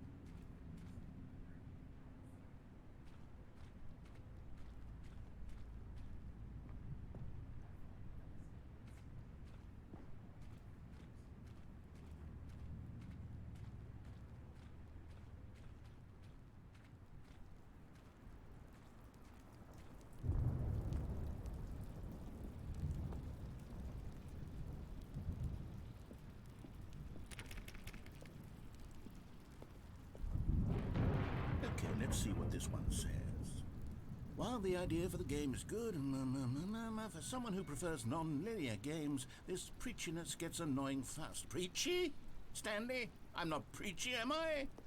You can tell me if I'm preachy. Honestly, you can. Oh, goodness. This is actually quite shocking for me.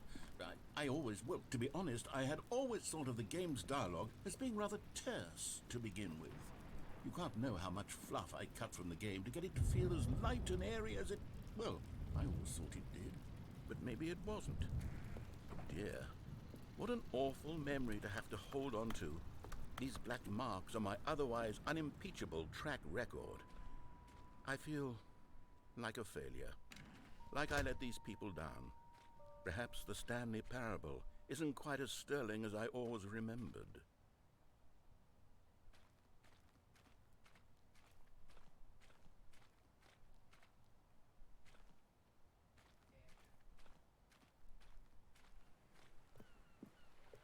What's this one got to say?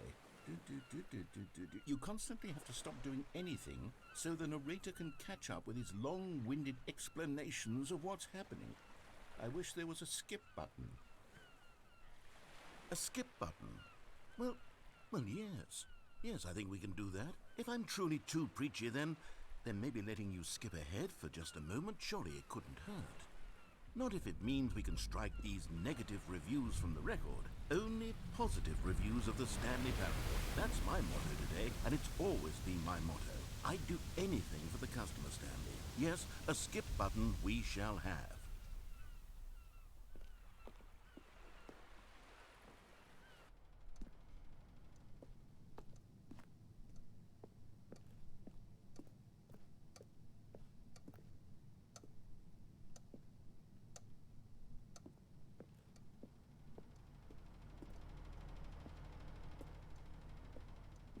And here it is. Go ahead and give it a shot. I'll pop you forward in time so that the second my incessant droning starts to bore you, with just the push of a button, you'll have zipped right past it. It's what the players have been asking for, and I'm very proud to have delivered. No more listening to me rambling on and on and on. No. The Stanley Parable is a game for the people, and if the people want silence, then by goodness, that's what they're going to get. Well then,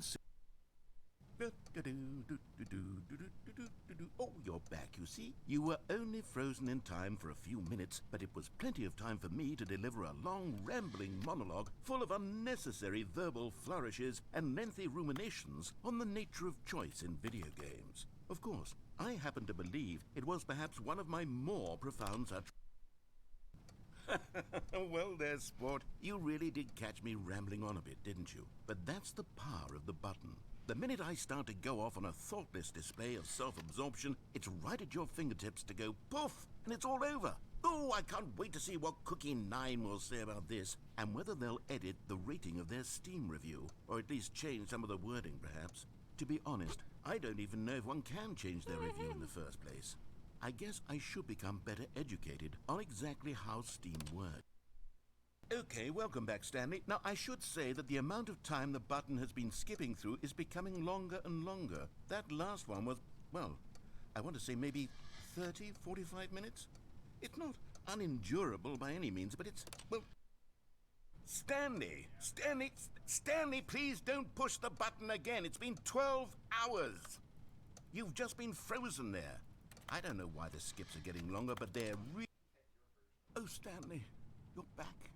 You're back. Oh, my goodness. I have someone to talk to again.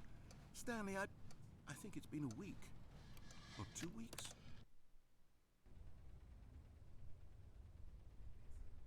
Oh, hello. It's you. You're here again. Welcome. I have had time to think about you and about us and...